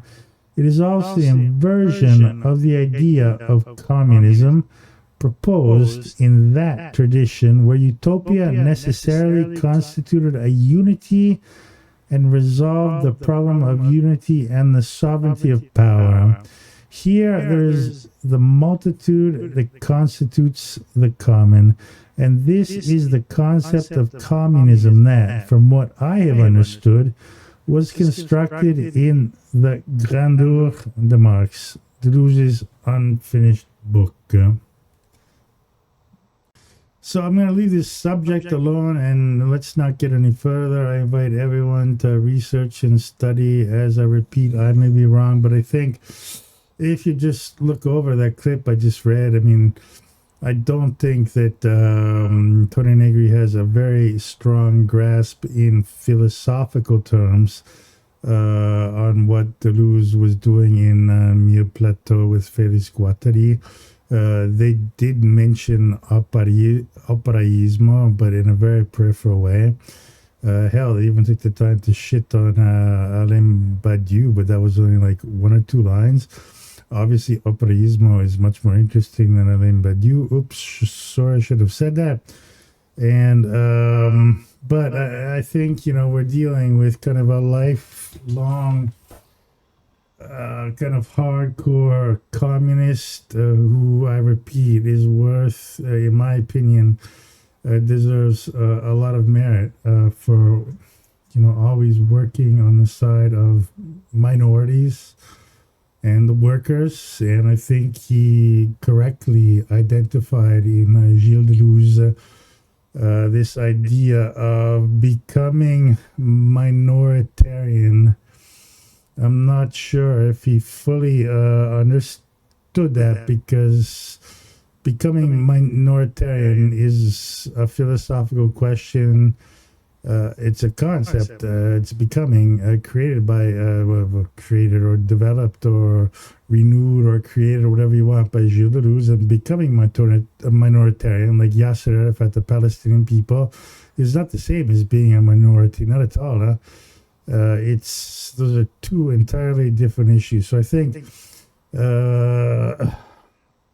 Antonio kind of read as best as his capabilities in Deleuze and was more of a Marxist theoretician and practical person, having worked in Parliament.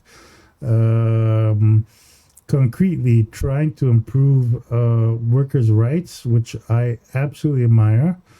And I wish there was someone around today like, Antonio Negri. But at the same time, like you said before, I'm going to leave the subject alone. It's up to you to decide. But my only problem is with a lot of academics who did no research whatsoever, just sort of shot this concept around until it sort of became kind of like a fact. And I repeat, it's very, very dubious. But if anyone wants to prove me wrong, please do. No problems whatsoever. Okay, so for our second point here, I'm going to just take a step back. Something I read before about Spinoza and immanence. We're getting ahead of ourselves, but I think, it's not a big problem here. So the plane of immanence is metaphysically correct or consistent with Spinoza's single substance, God or nature, in the sense that immanence is not immanent to substance, but rather that immanence is substance. And as simple and stupid as it is, it took me years and years and years to figure out the meaning of this, and I do believe I understand the meaning of this. Maybe not, but that is immanent to itself. Substance is immanent to itself. So I'm going to try and explain this really quickly, and then I'll try and explain why I want to show this right now, because we're still responding to the first comment that we received. If we can look down here on the lower left-hand corner, I've set up an old Wacom tablet, and I'm not sure if this is going to be useful, but in the 17th century, obviously substance, attributes, and modes were diagrams that philosophers were working on, no? And so I'm going to go to our hero, Cartesio, René Descartes, and look at his diagram concerning modes are us, attributes are the way that we are realized, bad word, and substance is obviously in Deleuzian terms, or in Spinozian terms, nature, God, nature, or in humane terms, it's like the empirical given, it's existence, it's the universe, it's what's out there. Substance is that which hopefully we know is. So for Cartesio, René Descartes, let me see if my pen works. This would be an absolute genius thing. Cartesio says that we have infinite substance, so substance is infinite, meaning reality, the world, substance, molecules, planets, trees, whatever, is infinite, and that is God. Now, obviously, my pen is not working. No surprise from you. Let's try again. We're going to press a button. Oh, there we go. We rock.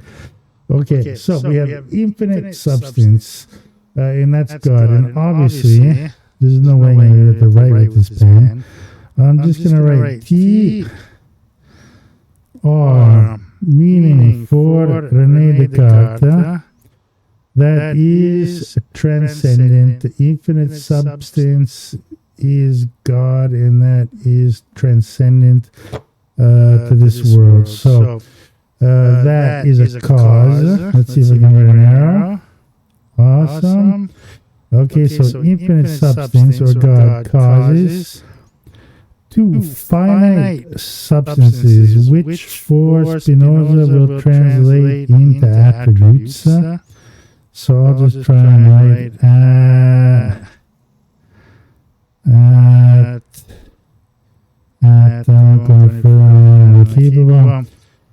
so we have a transcendent, infinite substance, which is God, that causes, or we could say is immanent to, two finite substances, and Descartes will call them extension I'll try another that. Boing. And awareness. So for Descartes, he's kind of tentative on this, but he's saying essentially that a transcendent infinite substance, which is God, causes two finite substances, which are not infinite, which are extension and awareness. Obviously, we know that extension is the physical, no? Those are bodies, those are people existing in space. And Descartes is tentatively implying awareness, which we could just say is kind of intellect here. So Descartes then says these two guys have some kind of cause with each other, meaning extension and awareness between any existing things, such as myself, a plant or a tree, whatever, have causes with each other. So, my extension, if I feel happy, maybe my physical power is greater. If I'm depressed, my physical power is less, whatever. And then all of this goes down to all manner of rules, which are physical and mental states. So, what's important to understand here is with René Descartes, we have substance, and that all comes from God, and that is causing finite substances. So we have a differentiation between substances. There's an infinite substance, which is transcendent, which is God, beyond this world.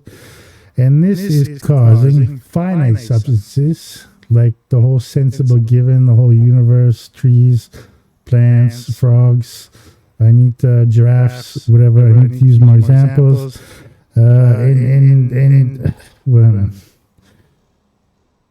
And these things, these finite substances are realized between extension, meaning their physical bodies and their being in physical space, and then also awareness, which is a mental state, basically. So a lot of things, not everything according to Descartes, but we do have mental states. So going from Descartes, I want to pass on to Spinoza in a very, very simple way, because there's like an infinity of these charts, but Spinoza does this massive coup d'etat, this really genius thing in which he compresses everything, and it's just, in my opinion, totally genius. So Spinoza says, and let me see if I can use the dumb pen again. He's like, dude, we have one substance, okay? Is that working? No, he doesn't like my pen. Hang on. We can fix that. Couleur, rouge, trait, a little bit bigger. No, he doesn't like to hear that. Yeah, that's okay. That works. Okay, so Spinoza is saying, with René Descartes, we had two substances. We had a transcendent substance, which is God, which is beyond this world, and then we have finite substances, which is this world. So it's really, essentially, I think from Deleuze's point of view, we're still not too far from Plato here. This is heavily Platonic, no? Plato is saying ideas... Okay, Plato is not explicitly saying we have... but Plato is saying that infinite transcendent substance is ideal, so there's no distinction between attributes, which are mental states according to Descartes, and extension. So Descartes there is heavily Platonic, and the coup d'etat was Spinoza, and this is important here, is he says, no, bros, can I put an X over that?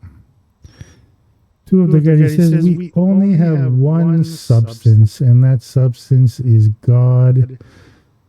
Deus vivit natura, which I keep repeating, and not the most boring ways as possible, but I think you need repetition to figure some of this stuff out. We have one substance which is not transcendent.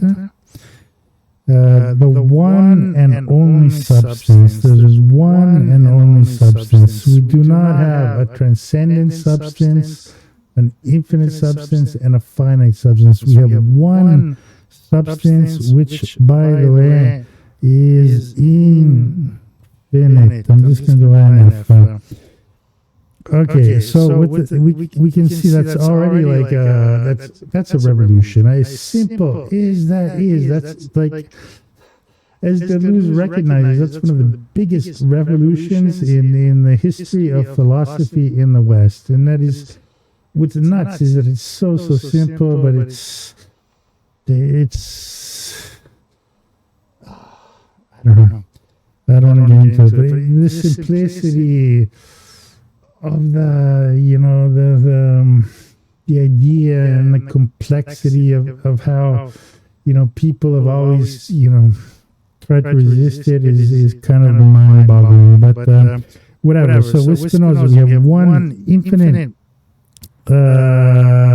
substance, which is God and nature, which are the same thing. So Spinoza, with his attributes, develops a little bit on Descartes, and instead of mental states, he says we have extension, as it was with Descartes, meaning that all things realized in substance obviously exist spatially. That's extension, so bodies, organisms which occupy space. And then instead of mental states, Spinoza is going to say we have another attribute which is called thinking.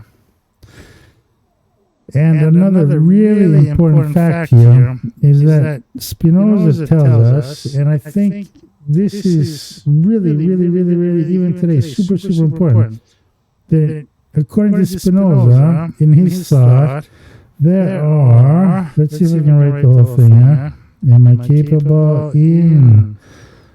Infinite, I'm missing something in the end. There are infinite attributes in Spinoza's opinion in the universe. So when you get Deleuze writing about Spinoza, he's talking about expressionism in philosophy, and expressionism can kind of be a confusing term. No, expressionism. Are we in structuralism? Are we in Levi Strauss? Are we signified? No, not even remotely. It has nothing to do with this. What Spinoza is saying here is that we have one substance, which is God or nature, which is the infinite entirety of the universe, which expresses itself through attributes in an infinite amount of ways. And Spinoza states that we humans are only aware of two attributes of an infinity. So, substance, God, the entirety of the universe, the sensible given, expresses itself through extension, physicality, and thinking. But Spinoza says, look, those are two out of an infinity of ways. We've only discovered at this young state of our existence two of a possible infinity of ways of expressing substance.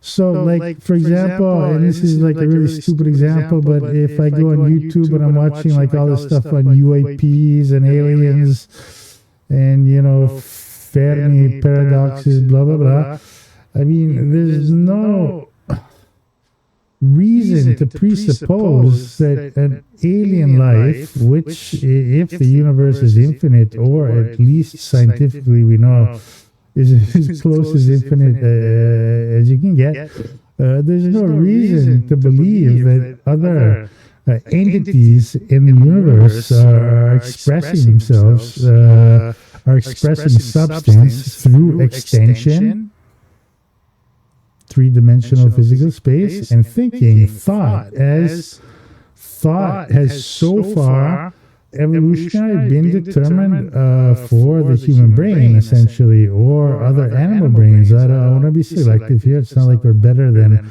a turtle or a whale or whatever. I mean, personally, I think turtles or whales are much better than me. So the issue, it's just funny. Like I think Felix Guattari did work on a film, I think in the 70s or maybe early 80s, in which he hypothesized like kind of an alien life, which was, it didn't have a body, it was like an aggregate of things. I don't know, like space blobs or singularities or whatever. So, the whole beauty of this is that if you accept this from Spinoza, as picked up by Felix Guattari, who is a really, really smart guy, and Deleuze, why do we have to presuppose that, everything comes down to these two attributes, which are two attributes amongst, millions, infinity of attributes. So, getting out from there, what happens at the end is that we have substance, and then we have modes. And modes, like with Descartes, like with Spinoza, are, let's say, things, concrete things or beings. So I'm a mode, my dog is a mode, a tree is a mode, a boat is a mode, a wolf is a mode. These are the concrete productions of substance, which expresses itself uniquely in every way through attributes, extension, and thought, and manifests itself in the modes. So if you take this simple chart, there's a logical conclusion, obviously with extension, and we're really reducing things here, but it's better because otherwise we're going to lose way too much time. With extension and attributes, obviously, what are the modes? Shape, size, etc. Okay, that is the spatial qualifications of an existing mode. I weigh this, my size is this. You can go into like power, I can lift to like, this and blah, blah, blah, blah, blah, blah. And on the thinking side, which is an entirely different attribute, you have your beliefs, desires, etc. You have a whole realm of psychology, etc., which is unique to the mind. And obviously, these two domains, as Descartes pointed out, are not entirely separate. However, in Spinoza and also in expressionism on the Spinoza, expressionism and Spinoza by Deleuze. There's a lot of really interesting stuff on something which I'm going to write right here if I'm capable, called pair.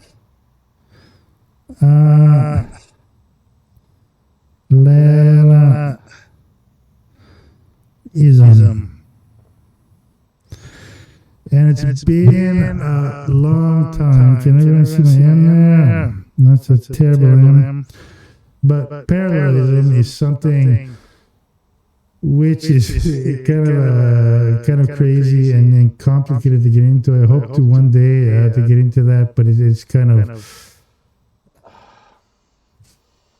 how extension and thought have these kind of parallel beings, and one thing that happens, it's a really delicate thing, and I think I have read a lot of books which interpret it really cheaply and really badly. So I do not want to go in there and make any kind of silly mistakes right now. But parallelism is like a really, really interesting argument to make with to look into with Spinoza, and Deleuze gets into that a lot.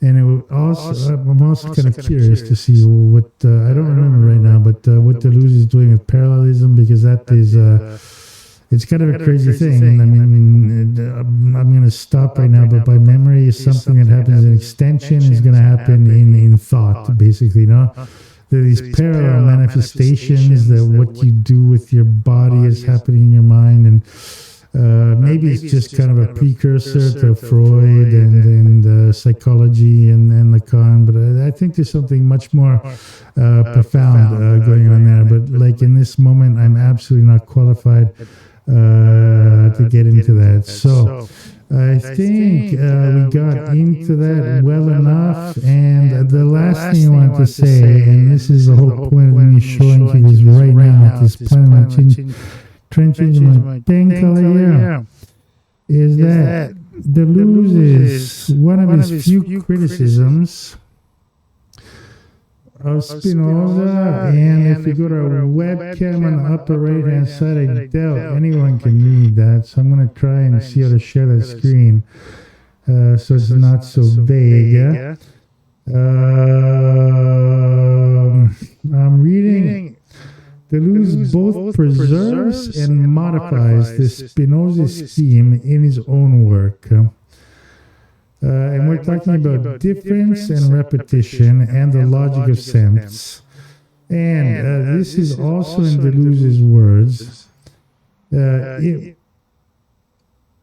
In difference and repetition and the logic of sense, Deleuze was one of the many things he wanted to do, because obviously this is not the only thing he wanted to do, but he wanted to make substance turn around the nodes.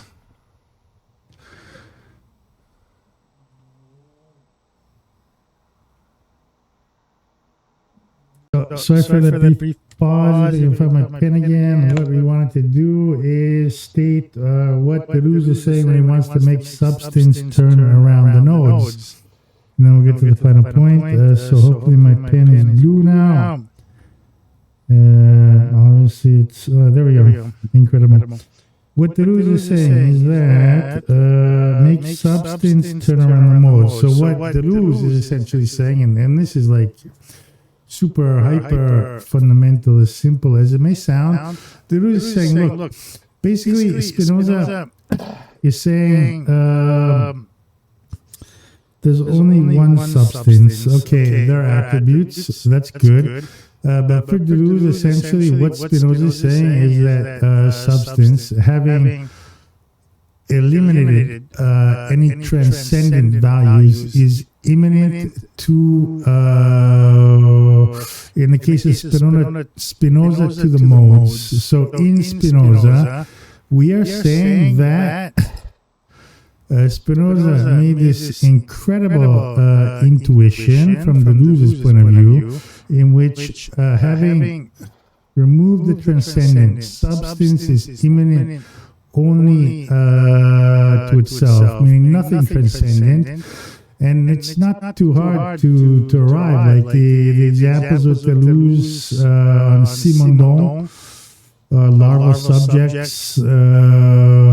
Also, the great example from Deleuze is like an egg. Just take a chicken egg. I mean, you can make a good omelet out of a chicken egg, or you can incubate it, and like a big chicken is going to grow out of the egg. So there's nothing transcendent about that process, no? I mean, all of the, I don't want to get into genetics, but like, let's just say everything in that chicken egg, in its white substance and its yolk is already in there. It just has to heat up under its mother, hopefully, or an incubator, and then you're going to get a big chicken. We're born from eggs too, so why do we need a transcendent God or whatever to do that? It's all in there. And what that means is substance is immanent to itself. So what Deleuze is saying essentially is that with Spinoza, Spinoza said, okay, substance is imminent to only itself. One big revolutionary pass forward. But in Spinoza, the modes are still left outside, meaning that substance, which is imminent to only itself, is imminent to the modes. So what that means is me or you or a duck or a shark is a mode, meaning a concrete fixed identity, and substance which is imminent to itself is still imminent to the modes. So we have to think about imminence also in terms of becoming and external relations, going back to Hume, no? So substance is imminent to itself. That means substance has everything already within itself. There's nothing transcendent. But under Spinoza, he's still saying that the modes, concrete entities, are substances imminent to them. So therefore, we are still like fixed entities. And we're kind of like, the results of the expression of substance, and the modes themselves are still, let's say, static. They're not subject to external relations or becoming. So Deleuze is very simply saying, and I'm going to try and put a blue pen here, that you take the modes, whether in thinking or extension, because those are two expressions of substance. Take the modes, and as we said, make substance turn around the node. So we're going to take substance here with a big circle, and we're going to make a big arrow, and we're going to, oh my God, Windows doesn't like that. We're going to englobe the modes into substance. So if you look at this horrific dumb diagram right now, and we can pull up something more sophisticated on Google for sure, or I can redraw this, but the point is still the point, is that once you drag substance around the modes, what you have is pure immanence.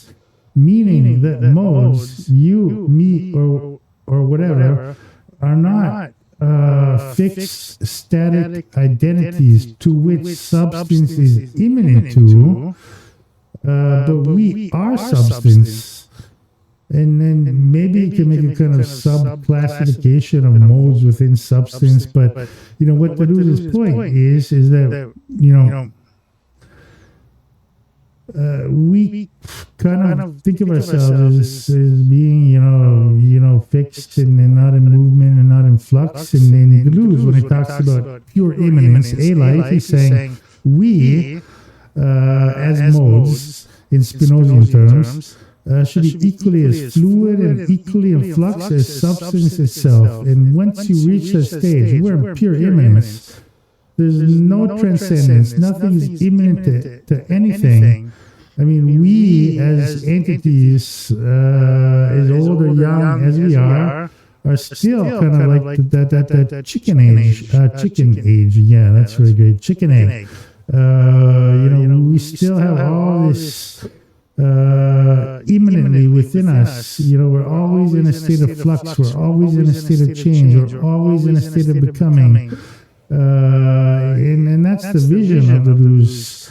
And his ultimate, in my opinion, his idea of or concept or whatever of the universe is just everything is in a state of flux, and we're not here as like static entities observing all of this stuff. What's the substance is immanent to us, therefore we're static, and because it's immanent to us, we just kind of observe that and say like, well, look at how crazy that all is. There's no God. Everything is within itself. Blah, blah. No, we're part of it all.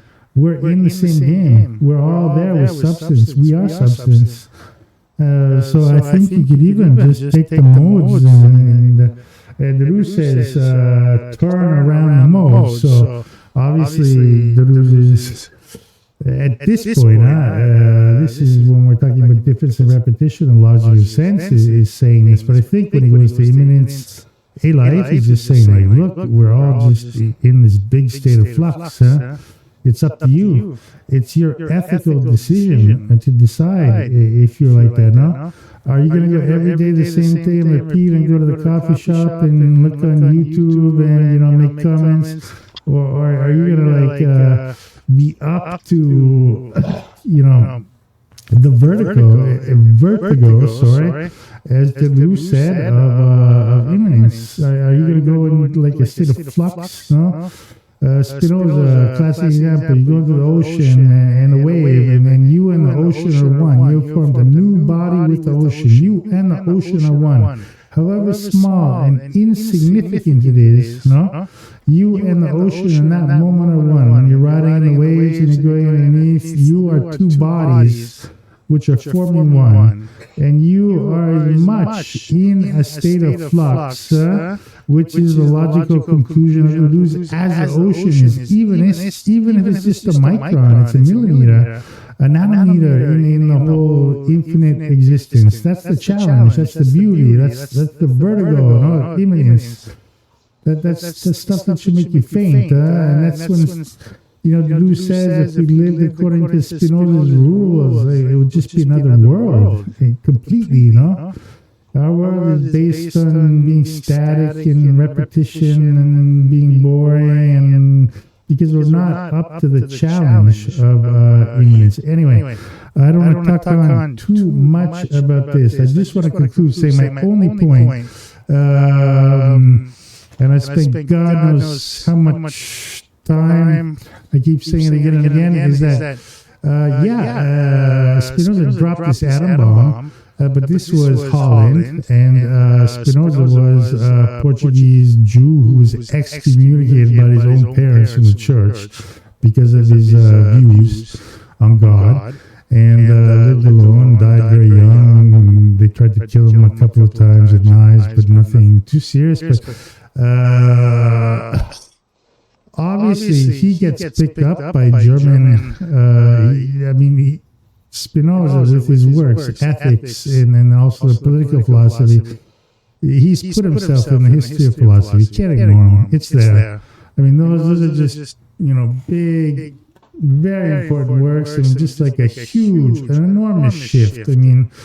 This is not about teleology, where history is just, making a steady curve. No, with Spinoza was like, doing a massive jump, and then it's just, really creating waves all over the place. But, there was not a very rich Dutch tradition in philosophy, and historically, this was a time when the mercantile power of Holland was succeeded by the rise of the German Empire, which would last through the 1800s until, I suppose, the Heidegger, the Second World War. So I think a lot of these, it's just a completely different culture, first of all. I think a lot of them had... It's hard to explain from my point of view, but they just they couldn't ignore Spinoza because it was out there, It was done. But at the same time, immanence, I understand, but they're just picking pieces out and saying, okay, Hegel will go on to say spirit is immanent to history, but we're still always in this terrain of immanent too, and I hope I explained to you with this dumb Wacom tablet, is that what Deleuze is saying is immanence, pure immanence. Immanence, nothing is immanent to anything, it's just pure immanence. Modes, subject, substance, it's all immanence. Now that's a life, a body. It's not the body, it's a body. We are all a bodies because we're all in pure immanence, meaning pure becoming, and we are all in flux all the time. Period. That's it. And that's a really radical, extreme conclusion. So German idealism kind of picks him up in little bits and pieces and says, yeah, well, okay, but you know, it's also a cultural thing. No, it's like okay, this will be minute to that, and you know, we can't go too far. And so when you say lesser philosophers, I mean, I think from that point of view, it is true, and I think honestly, Deleuze was the only one to have this vision, and also the balls. Excuse my German. To just look in to Spinoza and try and take it as far as you could. No, go for the touchdown. No.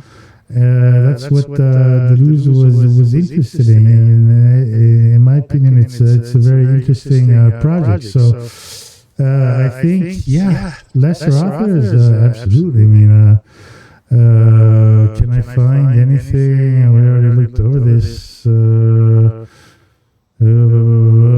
I think this crashed and I'm losing stuff. But like, no, hey, there you go. So like Schelling is dedicating numerous amounts of pages to Spinoza. Spinoza is central for Schelling.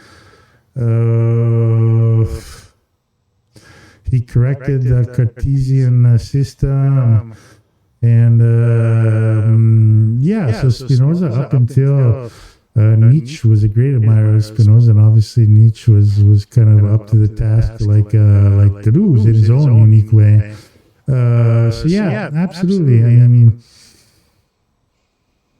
there are very few people like Plato, Spinoza, and I don't want to make like a list, but at least from the point of view of this podcast, Deleuze says that Spinoza is the Christ of philosophers, and then there's good reason for him to do it. So, absolutely, yes. Lesser philosophers, I don't think really understand a few of these very simple concepts that I tried to lay out. And I think, like some of them are, there's a lot of complicated stuff, but some of them are so easy. When you say I want to turn the modes around the substance, it took me years to figure it out. But it was like, what in the hell does that mean, And, but in the end, I mean, what Deleuze is looking for is pure external relations between everything. So subjects like you and me, we don't have, you're not me. You are you are something like every living creature, perpetually in a state of flux, basically, with tons of becomings. Deleuze was famous. He didn't want to travel. He said he wanted to stay at home and kind of enjoy his own becomings. So what does that mean? It means like I had 2 dogs. Every day I feed these dogs, walk them, I take them, swim with them, they throw up on me, and I take them to the butcher shop when we eat. So that's a small becoming. I have a bunch of bonsai plants, and if I don't cut their leaves and do what, so I'm in a small state. It's just tiny little stupid stuff. That's Deleuze Modeste. That's modest stuff.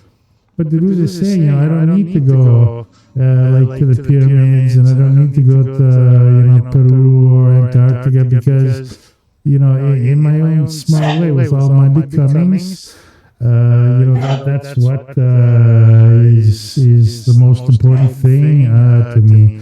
So, okay. And we're going to go into the last part here and hopefully close this up.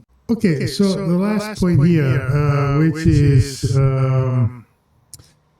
let's go back to our questions. Maybe that's just another part of the violence that forces us to think. So, while I do understand this, I do not believe that this was Deleuze's intention. So, like the whole point of this podcast is that, from my experience, for whatever little it is worth, Deleuze was heavily used and abused, but he's not the only one. In the 90s, after his death, the late 90s and the 2000s. But that was essentially because like the marketing machine was kicking in as in societies of control. Deleuze explicitly warned us about, that marketing was going to become a part of everything. So everything was about movements, and it was deconstructivism, then postmodernism, then accelerationism, then nicism. Okay, so that's kind of why I spent time going so much into detail about Tony Negri, because that's pure conjecture, and it does matter if a lot of people were all saying that, oh yeah, his last work was on the Grandeur of Marx. Like I said, maybe it's true, maybe it's not true, but it does make a difference. So you have to, as an academic or intellectual or whatever, you do have to check your sources. And we have to be as factual as possible. We were not there. We have to admit that, but we have to be very, very delicate about the way we deal with certain things which are very important. So the fact that, let's say that Deleuze or Spinoza or many other great philosophers were kind of picked up by lesser people and exploited. I mean, even with the whole marketing regime, which is, getting to absolutely absurd levels today, is true.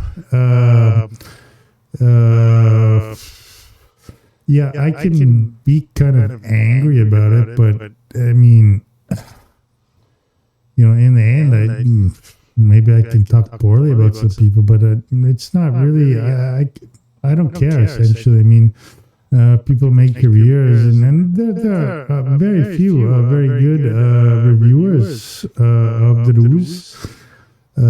Francois Zokubikvili, I shout you out, bro. You know who you are, but I can be angry about that, and then kind of say, I want to set things right, etc., etc. But from a Deleuzian point of view, that would be absurd, because it's just like pure psychology. Like, oh, I'm pissed off, and that is violently going to force me to think and try and set things right, etc., etc. So no, I think what the point of this podcast, if it survives, which is a big if, is that hopefully years have passed, and right now the smoke is kind of settled, and Deleuze is no longer trendy. I think, if I'm not too up to date, but Alain Badiou is no longer trendy. Realism, acceleration, we've kind of reached a kind of dead point, basically, in my opinion. And this is kind of the point where we can just, breathe and relax and say, oh my God, I can finally start and, start to look at it, at the Deleuze without this whole optical mess of, books everywhere, and universities and architects, doing like just ridiculous stuff and saying it's smooth space because, like big bubbles with neon lights, and they say it's smooth space, like Deleuze said, and, like, the only architectural example that Deleuze ever gave about smooth space is a cathedral, a French Gothic cathedral. No, are those like bubbles filled with neon lights? Because that's it. No, you do not understand what the hell you're talking about. So that's not necessarily. On one hand, okay. But it's not forcing me to think. I mean, that's just like opinion and criticism and me being like, dumbass, you, dumbass, you, etc., etc. But like what Deleuze is really talking about the violence that forces us to think is external relations. And external relations are something we can talk about, but they can be very, very strong and very, very consequential. Now, I've dealt with trauma, people with psychological trauma for years and years now. And that is an issue of, in Deleuzian terms, of external relations. For example, the beautiful part for me in Anti-Oedipus is, all those cases with Freud, like the Wolfman. That is an external relation with a particular individual who had with a wolf or a wolf pack that was so violent, so traumatic for him that he was becoming, in Deleuzian terms, the Wolfman. In Freudian terms, obviously, he was a sick patient who needed to be cured, etc., etc. Hans, little Hans, another example in Anti-Oedipus, was a young boy who was traumatized by an encounter with a carriage driven by a massive horse who jumped up in the air before him, and he witnessed this horse's, how can we say, penis, and he was a famous patient of Freud's, and Freud said, look, well, that horse's dick represents sex and your father, and in the Deleuzian, and I think this is actually more Guattari, who was a psychoanalyst who dealt with all kinds of patients who were in extreme states of trauma and schizophrenia, which are terrible. Like, I've dealt with them for years. I mean, it's horrible stuff. But what Deleuze and Guattari, like with Hans, Deleuze is saying they're criticizing Freud and saying that Freud is as revolutionary and as important he was, and as important as he was to the capitalist system at the time, discovered or invented, discovered whatever, the subconscious. And in the case of Hans, he was absolutely traumatized by this massive, powerful animal. Just this thing jumped in front of him, and Hans witnesses all of his very powerful sex organs, etc., and had to go to psychoanalysis because this was something that was haunting him every day. So that's kind of a lot of the point of Anti-Oedipus, is that Freud would say, well, no, don't worry, it's all symbolic, we'll get you back into shape, and it's all about mom and dad and the sex, hidden sex, and sex organs, blah, blah, blah, fetishes, blah, blah. And Deleuze, who also, we know he's wrote a book on Marquis de Sade, Venus and Furs, and that's about BDSM, and Deleuze talks about a becoming. There's a becoming. That's an external relation between me and a horse, for example. No? Okay, that sounds ridiculous and silly. I'm just throwing out terms. But someone who practices BDSM, what is that? That's like sadomasochism, light or hard or whatever. For example, wants to be whipped. Okay, so Deleuze, is saying that, if you have a person that gains sexual pleasure from being whipped, or putting on harnesses or black leather, that's all stuff that today, 2023, everything is synthetic, and we really very little contact with the real world. But in those times, the Marquis de Sade, Hungary, 17th century, 18th century, I mean, those guys that wanted to get wit, get harnesses all over themselves everywhere, for what Deleuze is saying, those guys are, kind of entered into becoming horse, basically, or other beasts that are harnessed and whipped, etc., etc. I'm not fixed on horses.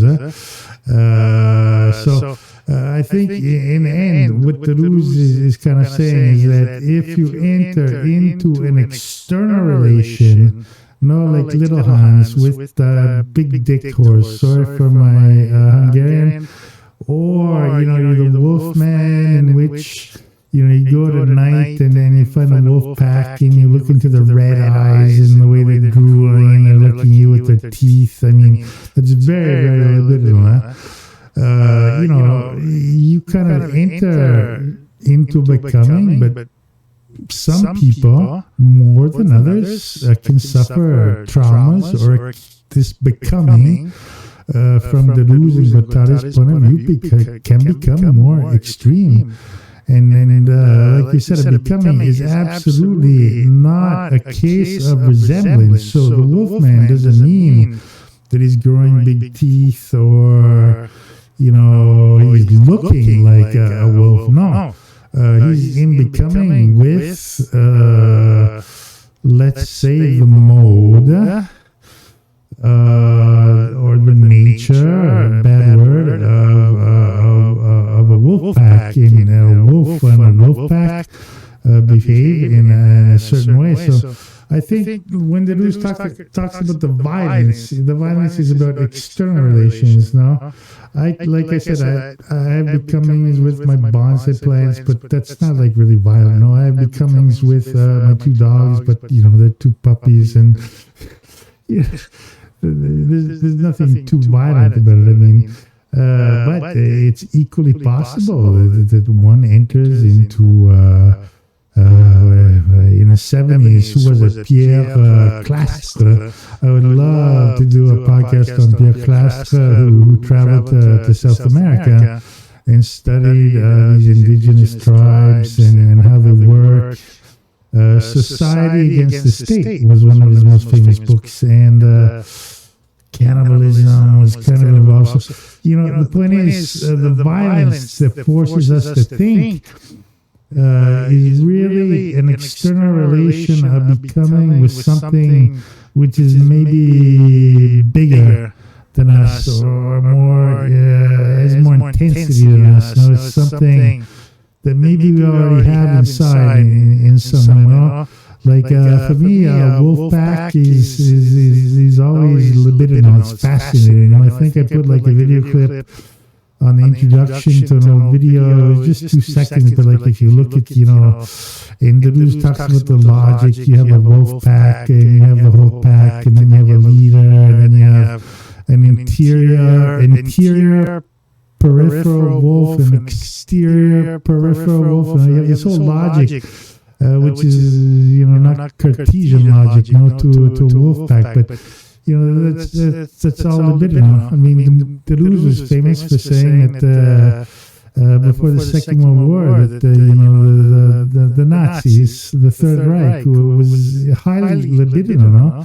I mean, these guys were all wearing like black leather and all this, the Luftwaffe, this Blitzkrieg and all this stuff. It was Deleuze is famous for saying that everyone had a hard on for the Third Reich until they finally understood that the Third Reich was this, intense, major suicide drive and obscene killing machine. But I think when you talk about the violence that forces us to think, it's like entering into a becoming or an external relation, which is like bigger than you, and that'll come from Kant and the sublime.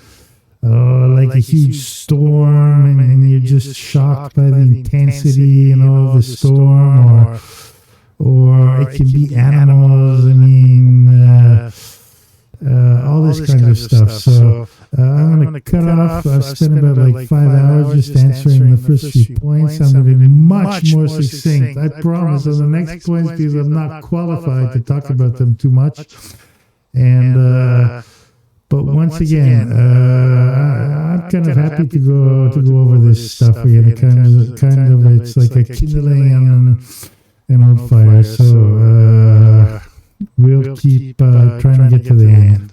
Okay, so we're going to get into the second comment here, and let's start reading it. We have, if we have to compartmentalize, let's say that Deleuze is a post-structuralist philosopher. My argument rests on the fact that an anti-Oedipus, he, together with Guattari, breaks up the structure into molecular and molar, virtual and actual, as conditions of the production of the new. So, let's keep going on. Structuralism has until then been squashing these two different dimensions together. Deleuze and Guattari's post-structuralism is a kind of new machinic materialism, vitalism, but very different from Derrida's post-structuralism. So I would kind of agree on all these points, and as usual, I'm going to jump into them a little bit deeper, because I will find some points of contention, but I repeat, I mean, that's synthetically, it's very well put. And I would not refute anything said here, but just jumping into this a little bit deeper, if we're dealing with structuralism, structuralism in French philosophy is very big in the 1950s and the 1960s. Jacques Lacan is a huge exponent of structuralism. A whole range of psychoanalysis and social analysis have been associated with structuralism, and I believe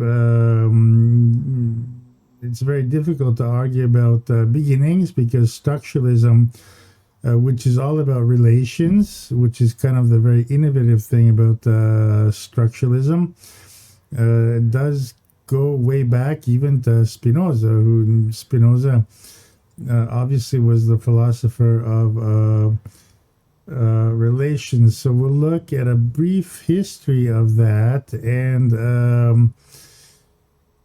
Deleuze, I believe, Difference and Repetition, Deleuze's seminal work for many, was published in 1967, and he did another book was released about Deleuze writing on structuralism, in which he had a certain affinity with structuralism.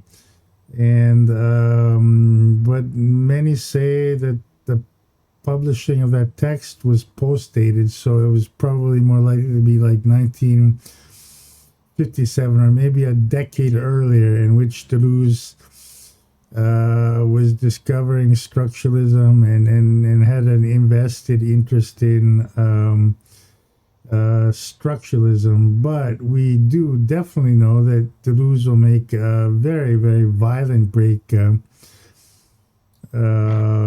with structuralism, and many will call that that Deleuze became a post-structuralist, but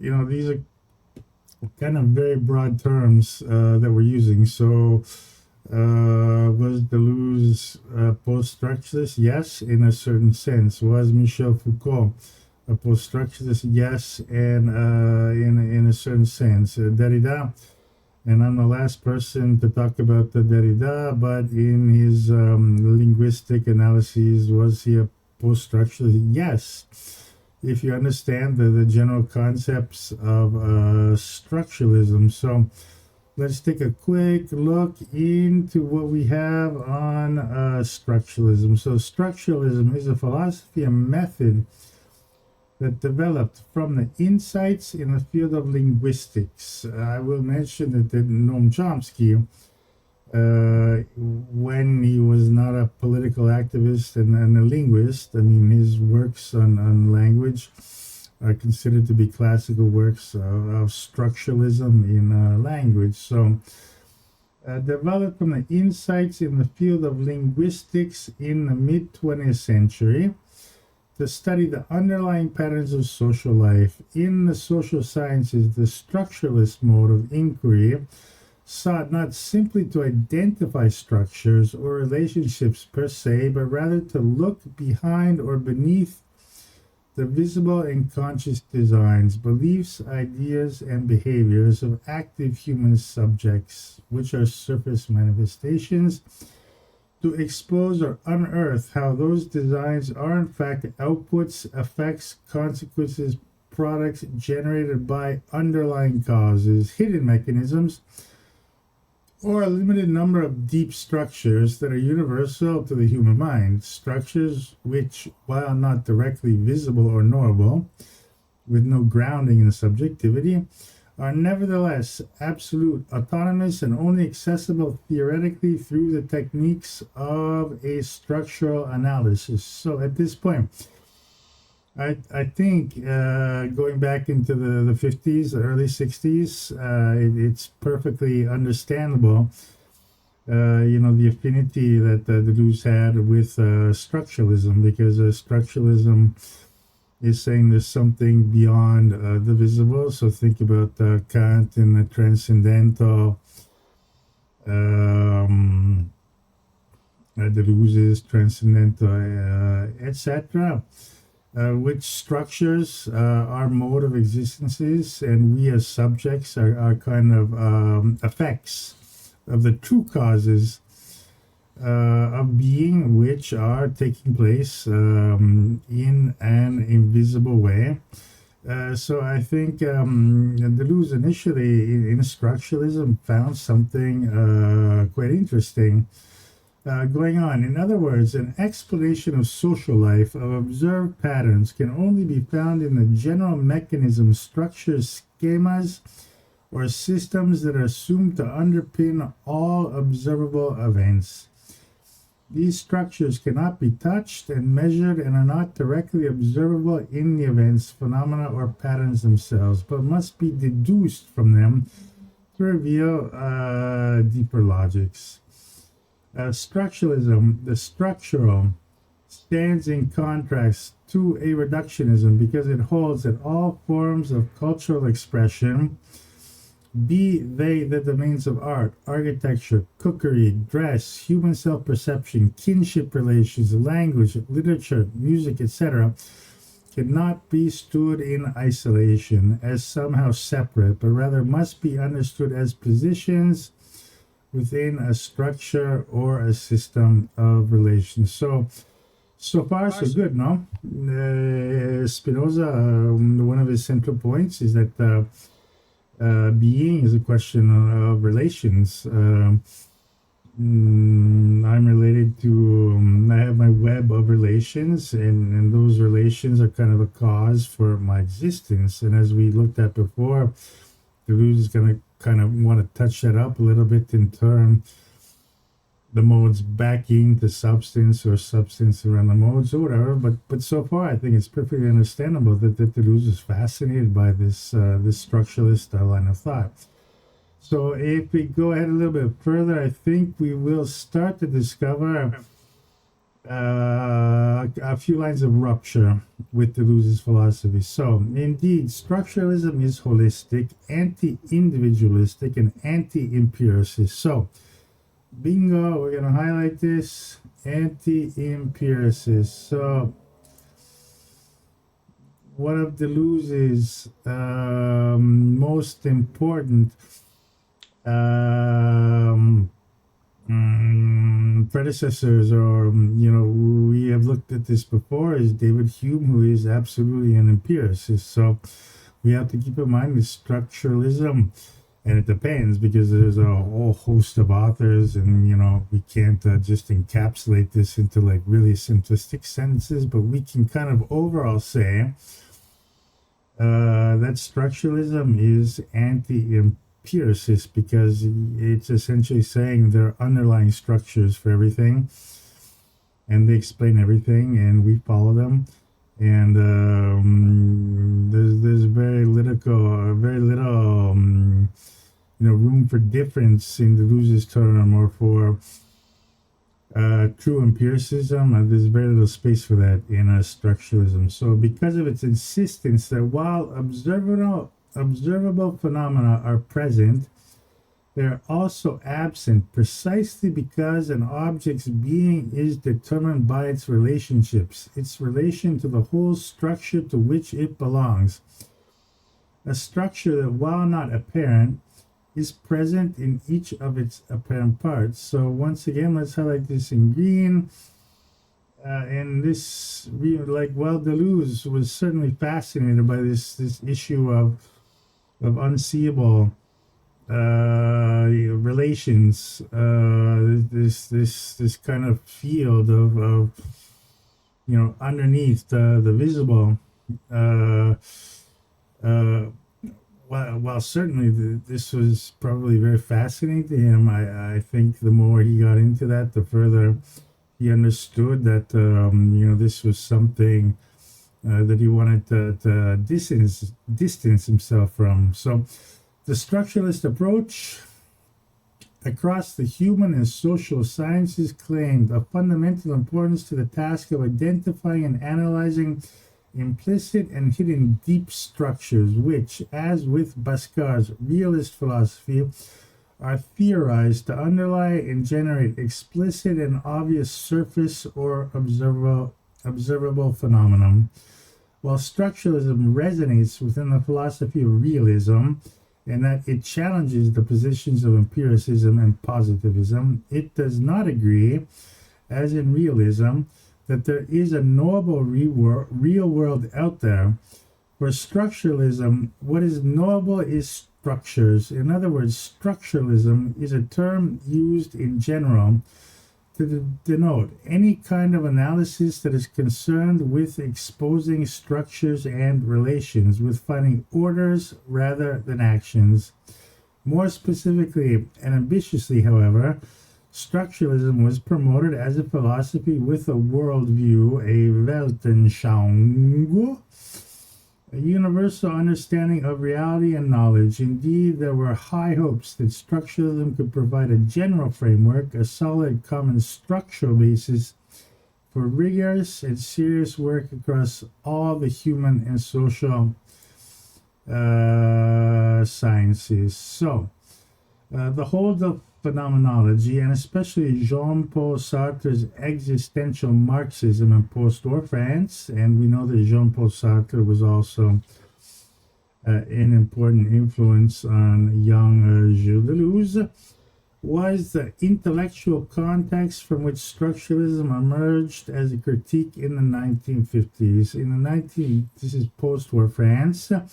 In the 1960s and the 1970s, structuralism came to replace existentialism as a dominant intellectual movement and a paradigm in France. An acceptance that can also be attributed to a broader general optimism as to the universality of science, with structuralism claiming to be a new science, albeit one that offered a structural analysis rather than a causal analysis common to the natural sciences. Structuralism represented a challenging critique, a radical break from previous philosophical traditions and theoretical methods and models, including those focused around beliefs in human intention, understanding, and consciousness, such as phenomenology, humanism, and existentialism, with its rejection of metaphysics. So we will highlight that. So obviously, Deleuze, up until the end, always declared himself a metaphysician, stating that what else would a philosopher do? Make pizzas or be a metaphysician, no?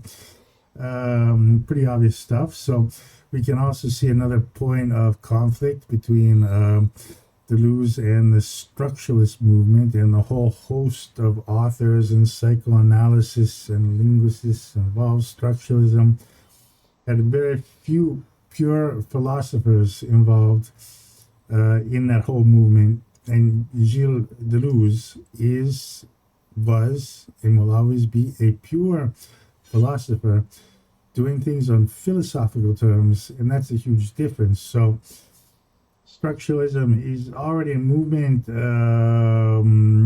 which is not really based on pure philosophy, and Gilles Deleuze is a pure metaphysician. So that's another point of contradiction is, I hate that word, but another point of a contest, or another problematic point with Deleuze and his relation to structuralism. Its indifference to the human subject, including individual and collection action, and its interest in discontinuity rather than continuity and flux, or social historical context. So I'll just highlight that. Just a minor point. I think Deleuze would have some kind of problems with that. In general, structuralism was a method that was applied extensively in the study of language, society, art, and literature. So I repeat, there are very few pure philosophers in the structuralist movement. And as a pure philosopher, I would define Socrates, Plato, Kant, Nietzsche, Spinoza, Leibniz, so on and so forth. And in structuralism, if you look at all the authors, Levi, Strauss, Saussure, etc., these are people much more interested in cultural studies. In general, structuralism was a method that was applied extensively in the study of language, society, art, and literature. However, whether or not structuralism can be described as a movement is a subject of some debate, given the differences between the so-called first generational structurists, for example, Levi Strauss, Roland Barthes, Jacques Lacan, Michel Foucault. Indeed, structuralism has also been described as an ideology, a debate, a method, a creative activity, and an intellectual fad, precisely because it was never consciously formed to be a specific school of thought. So an early university for me, structuralism was all the rage. No, structuralism is the signifier and the signified. It was like really trendy, if you said signifier and signified, you'd probably get, the hottest girl in the room and like a free cocktail because you were really cool. And but no, that's just being silly. But the strong point of structuralism, and I believe the early interest by Deleuze, was the fact that they were saying, look, there are underlying relations which govern our subjectivity. And for Deleuze, that's common ground. No, Deleuze is like, okay. But then once you get deeper into the extremely varied work of structuralism, because there's not really one, precise person, and given the fact that it's not entirely extra philosophical, but there's no pure philosophers in there for kind of proto-philosophical. Obviously, once you get down to deeper into what structuralists are saying, Deleuze is going to have big problems. He's going to discover that, it's a binary thing. No, structures are saying, like, we have signifiers and signified, and our being is based on this, completely binary relation between the signifier and the signified, and language has a precise one-to-one relationship with the object that you see. So Deleuze is a philosopher interested in empiricism, and having defined structuralism as essentially anti-empiricist, Deleuze is going to have some interest in that movement. And in fact, in 1957, he wrote a text about that. Let's try and take a look at that now, or do we have to close up? Let's close up. Structuralism became a highly influential strand of post-war philosophy impacting to varying degrees a host of disciplines, including but not limited to anthropology, linguistics, literary criticism, and the sociology of literature, aesthetic theory, Marxism, mathematics, psychology, sociology, history, architecture, and human geography. The works of Levi Strauss in anthropology, Roland Barthes in literary theory, Jean Piaget in psychology, Jacques Lacan in psychoanalysis, Michel Foucault in philosophy, who will become one of the biggest exponents of post-structuralism, challenging this binary relationship between signified and signifier, meaning this, we have invented or discovered, we propose that it's all a question of relationships and subjects might even be secondary, but Michel Foucault is going to be the first person to say that there's just not this eternal underlying binary structure, and there are a whole lot of other forces in play. So Michel Foucault is going to become one of the best known post-structuralists. And in the respective fields, pioneering the new approach in the respective disciplines and spawning a legion of followers. Indeed, structuralism had a number of independent leaders who, while often addressing common concerns, were also quite different in their specific inquiries. However, it can be said that it was, above all, the anthropological work of Levi Strauss which was most responsible for making structuralism both an intellectual fashion and almost a household word. So let's see really quickly if I can dig something up. No, on Deleuze. So here we go. This is something very relevant. We read that about Deleuze and structuralism. In 1972, Gilles Deleuze published a short essay on structuralism. How do we recognize structuralism? For the 20th century volume of a multi-volume history of philosophy. So that's like a small insert in a very big book with many authors. It is probable that this essay was written sometime earlier.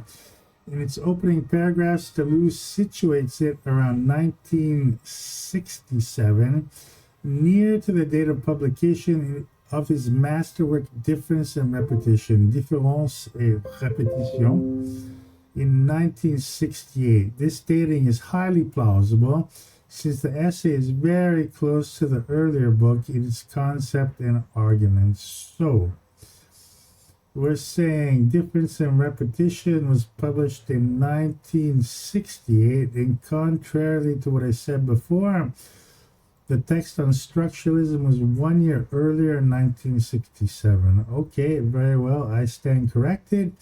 This essay on structuralism is very important for any work on post-structuralism and Deleuze, because it shows how his work fits with structuralism, but also how it changes it and makes it more radical.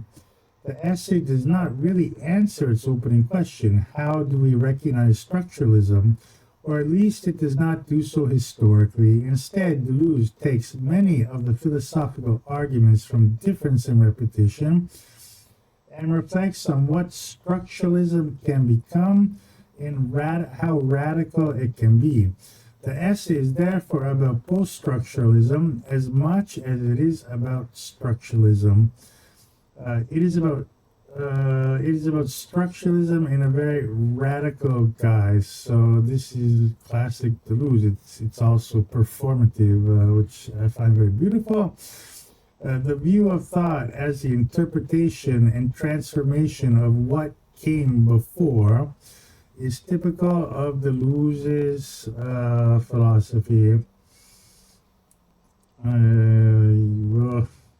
Okay, I would just skip that. I mean, that seems kind of strange to me, but whatever. He insists on the creative aspects of thought, okay? Because its role is to revivify structures that tend toward fixity. He sees fixity as defined by representation, that is, a form of repetition of the same. This explains why his book title includes repetition but together with difference. So I think I'm just going to highlight this whole thing here. And probably I've had one tequila too many and I'm reading this badly. I think the view of thought is the interpretation and transformation of what comes before is typical and Deleuze's philosophy. No, not true.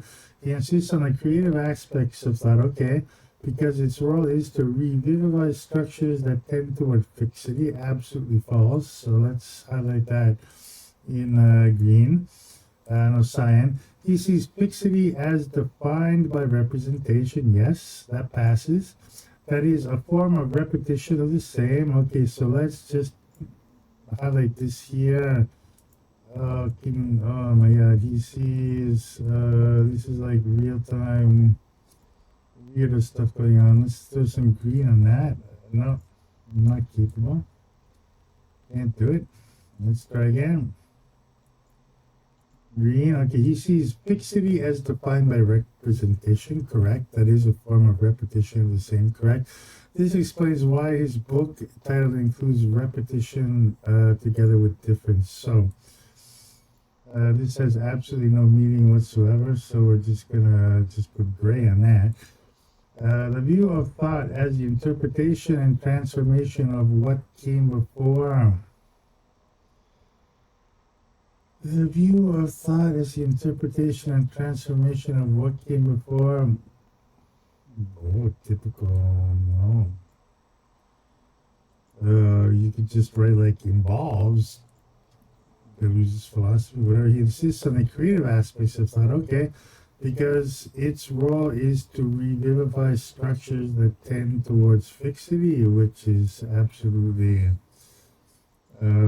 excuse my Portuguese, total horseshit. That should be something like, I don't know, fluidity, flux, movement, external relations, becoming, whatever. But, so, that's really not, this is just a good example of like when you read texts on Deleuze and papers and you just read every line because there's so much crap in there. But, what the important point is, and whoever the genius writer is that obviously Deleuze in his younger years was interested in structuralism, but it's something he overcame quite quickly. Deleuze was also a pure philosopher. He would later, let's say with Guattari, Felix was a psychoanalysis, so that was the whole interesting part of an external relationship and a newness between a philosopher and a psychoanalysis. So that's all perfectly understandable.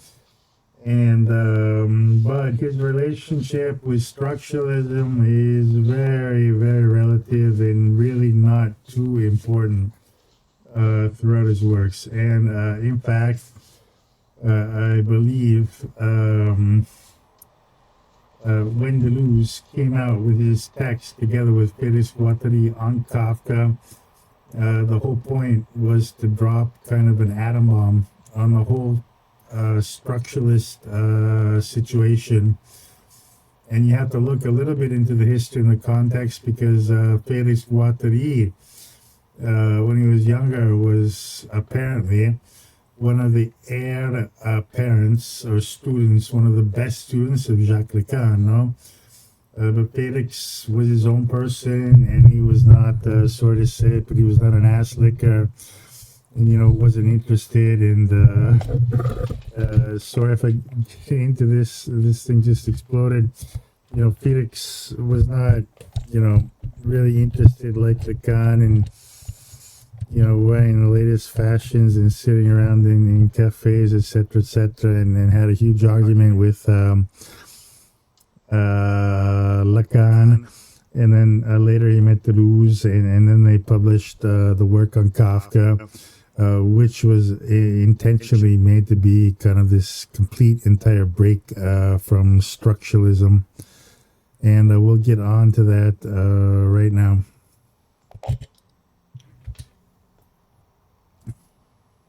So, following up on that point, I don't think that you can look at as post-structuralism, and also Deleuze is kind of perfect in post-structuralism. I don't think it's very easy to define. Post-structuralism is a very wild field, as was structuralism, but certainly Deleuze was not merely reacting, in my opinion, to structuralism. What he was, early on, he had some interest in it, but he had already developed the actual and the virtual. And, I'm going to try and see down here if we can write something. Deleuze's philosophical career, let's stay beginning with the history of philosophy. What we have is, let's say it's Plato, even though it doesn't necessarily mean to be Plato. We have, let's see if I can write well, the transcendent.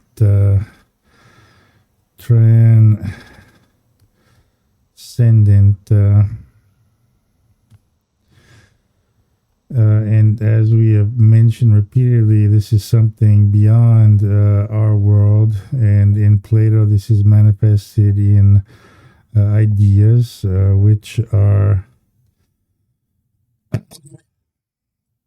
beyond this world, beyond reality, and are perfect forms of everything that exists. And this will eventually lead to a whole Christian theology of God being transcendent, above and beyond this world. We know, and there's going to be, over the following centuries, a whole bunch of kind of this push, this idea of immanence. And we know that Spinoza is going to be a huge player, and go as far as he can with this idea of immanence, which essentially cancels from philosophy and life the idea of the transcendent, stating that nature and God are the same thing. So there's nothing. Transcendence and substance is fully immanent to itself. And then from here, we know that in Deleuze's early studies, principally with Kant, we'll leave out Hume for a minute. Kant introduces the idea of the transcendental. Transcendental. I'm not even capable of writing anymore. And the idea of the concept of the transcendental is something which is not above and beyond this world. However, it is something that coexists with reality itself, like on another plane, but it coexists. And this is obviously an idea of multiplicity. If you think about Spinoza, we looked over the attributes, for example. That is a classic case of multiplicity, meaning the substance for Spinoza can potentially express itself in an infinite multiplicity, meaning an infinity of ways. But, we only know or understand so far thought and extension, which are parallel to one another. And they are both expressions of substance called attributes. So from here, obviously, we saw that this transcendental field Deleuze validates in some form, which is absolutely not transcendent, but at the same time, he's heavily critical of the faculties and the way that Kant sets up his transcendental field.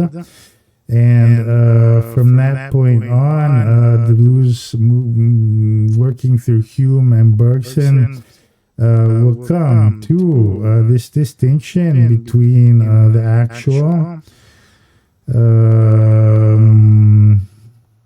and the virtual.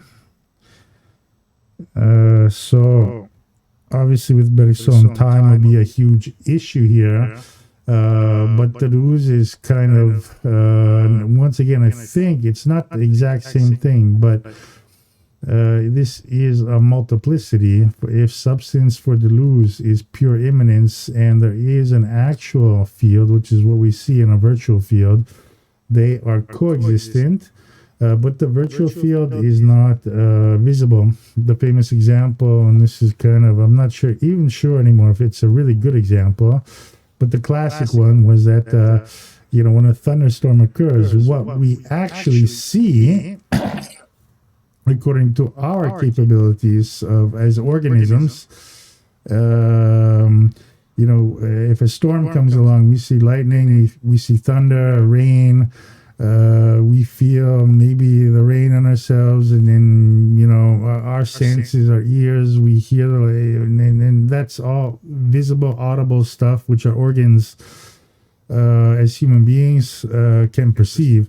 But at the same time, and it's not transcendent, an actual storm can be caused or provoked by non-visible forces, such as changes in air pressure, humidity levels, changes in air temperature. So maybe you have a singular point here where the air pressure is lower, I don't know, 3 or 4 bars. I'm not an expert on pressure levels, and then you have a weather front moving in, which is pushing in different or lower pressure, and the differential between heat is causing that storm, and I think it's kind of undeniable. It's not visible and it's not transcendental, meaning that God is not sending that thunderstorm. And also transcendent ideas from beyond our world, or deciding in that particular moment to send a thunderstorm. So it's something not visible. It's something transcendental, and so when Deleuze already comes to structuralism, which already interests him because of this idea of relations and underlying structures, I think you can kind of understand why he would be interested in that, because there are certain things in structuralism which are very much in common, which Deleuze was interested in. However, when he arrived at structuralism, I think these were already ideas, the virtual, the actual, Bergson, the history of philosophy, Hume, that he had already pretty heavily developed. So, that was his relation with structuralism, and even post-structuralism can be argued on one hand, but it's like in life. I mean, a little bit yes, a little bit no, not really. He came across it, was interested in it, and then, he kind of surpassed it, which, is normal. And I'm going to try and fold the last question on the post into this, where the final point on the question, or the point we received, was structuralism has or had until then been squashing together these two different dimensions, meaning the virtual and actual, or the molecular and molar. Deleuze and Guattari's post-structuralism is a kind of new machinic materialism and vitalism, but very different from Derrida's post-structuralism. So yes, Deleuze and Guattari are absolutely different from Derrida. Derrida is more about post-structuralism and essentially literary post-structuralism. I'm not going to get any more into Derrida because I'm absolutely unqualified and I do not want to say stupid things. Machinic is a very important point, which you're going to look into right now.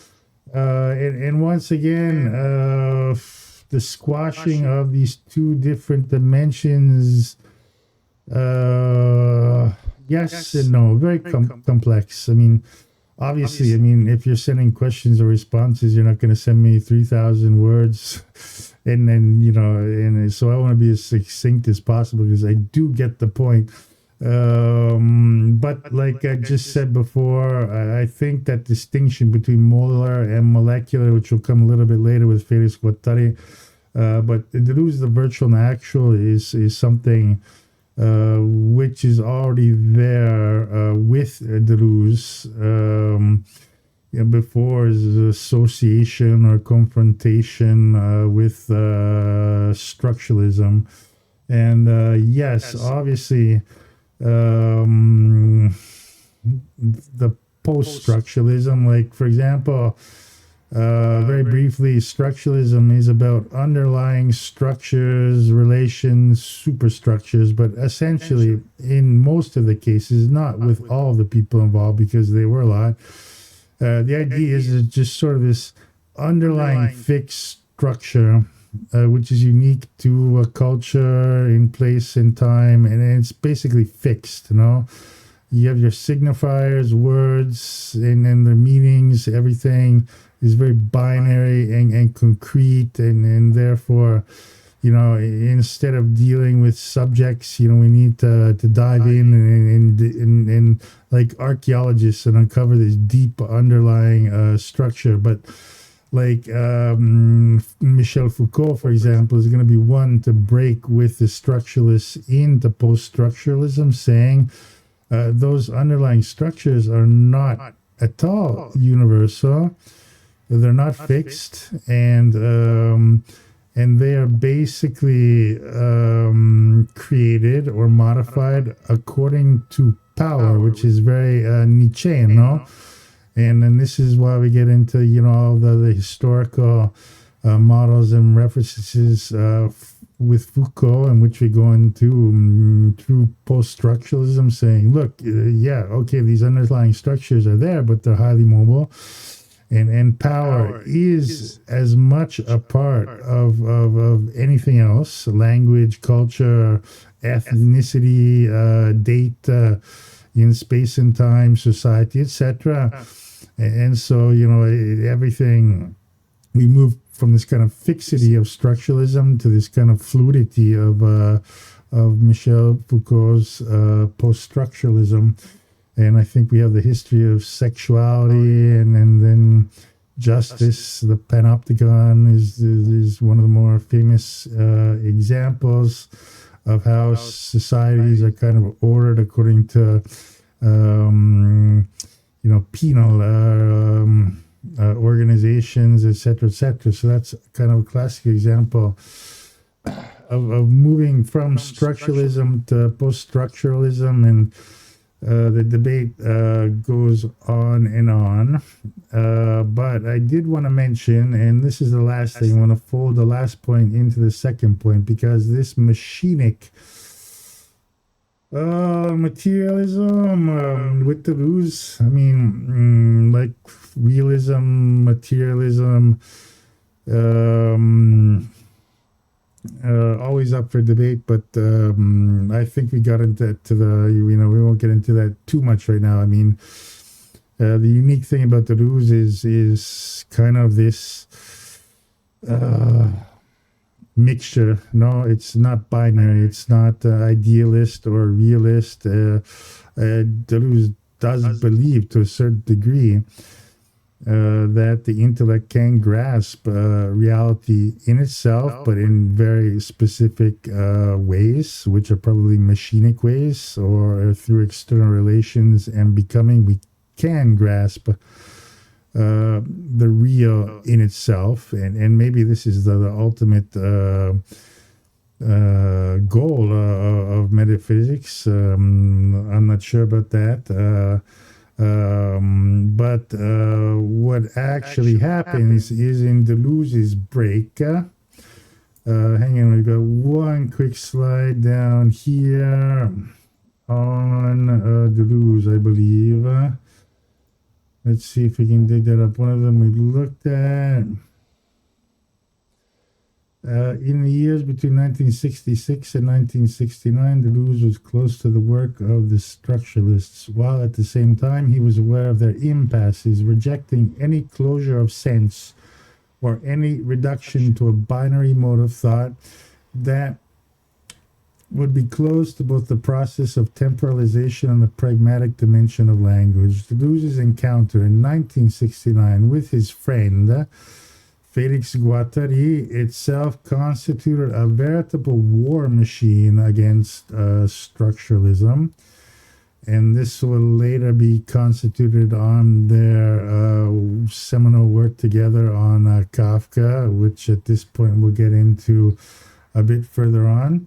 And Guattari, as a Lacanian and a member of the Freudian school, participated fully in the propagation of structuralism in his form of psychoanalysis. As for Deleuze, his desire to leave the history of philosophy made him very receptive to the ongoing tumult in the humanities. For him, the figure of the schizophrenic became a question in both its clinical form and its literary form.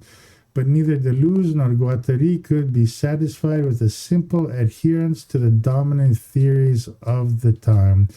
Just before their encounter in 1969, I believe that's the same year of the publication of Difference and Repetition, the position they were both expressing was already a lively critique of structuralism. And the seminal point here is Deleuze's meeting with Pierre Félix. I believe at that time that Guattari had already published a book called Machine and Structure, which was kind of the initiation of his battle against Freud and Lacan and structuralism per se. And so we have here, by the time Guattari spoke before the members of the Freudian School of Paris in 1969, he had already broken with Lacan's formalist and logicist development of it. He was no longer the heir apparent of the master, obviously Lacan, who preferred his son-in-law Jacques-Alain Miller and his circle at the École Normale Supérieure en Roudoulman, which had just launched the Cahiers pour l'Analyse.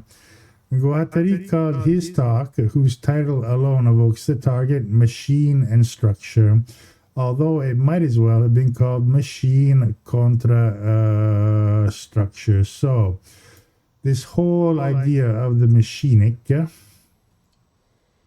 in itself is an extremely interesting subject. And then obviously Deleuze is going to find something very much in common with Guattari, either before they meet or when they meet. And then Deleuze reads his text, Machine and Structure. And in his lecture, Guattari locates blind spots in the grid of structural analysis, and he puts forward the notion of the machine in an attempt to think what has been repressed by structuralism, namely the joint processes of subjectification and the historical event. So, I'm going to try and close this chapter up ASAP. I will not get into Kafka right now, but no, I think I do have a little piece on Kafka. Hang on. I think I moved it to the end. Just to get into a little bit, the force of Kafka, the politics of Kafka. Already the love letters of Kafka are political in themselves, and Kafka himself lives like a vampire.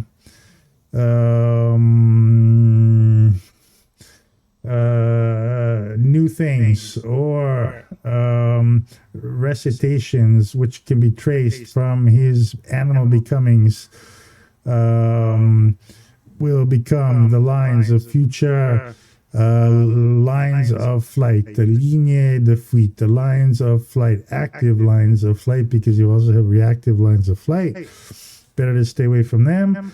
Les romans illimités plutôt qu'inachevés opérant en démontage des grandes machines sociales présentes et à venir. So his works,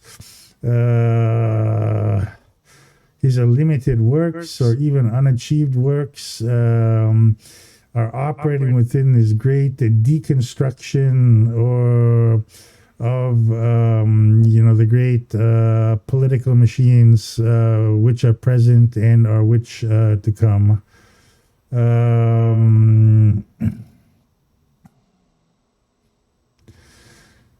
Au moment même qu'il est prédit, at the same time that he's brandishing these values spoken about in the first paragraph, they will be like a wind sail. Kafka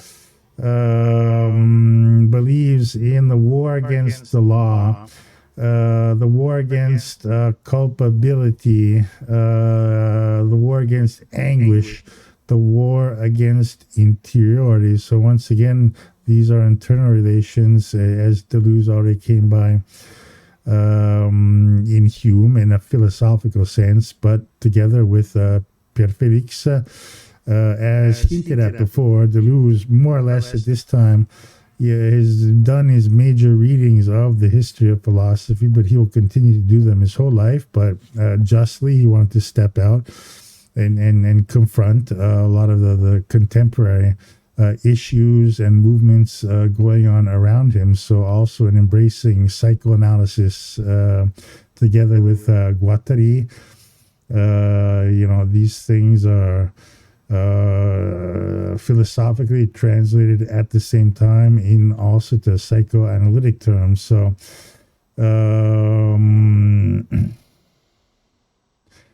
Kafka only believes in architectures, in agencements. That's another interesting word to translate, but let's just say for the sake of brevity, architectures and agencies which have been designed for, he only believes, Kafka, in architectures and agencies which are designed for all of the forms of desire. These lines of flight are never a refuge, and they are never an escape from the world, which would be transcendent. On the contrary, it's a means of detecting that which we are preparing for, and to confront beforehand the diabolical powers that are always confronting us. Kafka loves to define linguistically, politically, collectively his works in the term of a minor literature. But minor literature is an element which is completely revolutionary against major or majority literature. So that just gives you an idea of what's going to come, and this is the beginning of the relationship with Félix Guattari.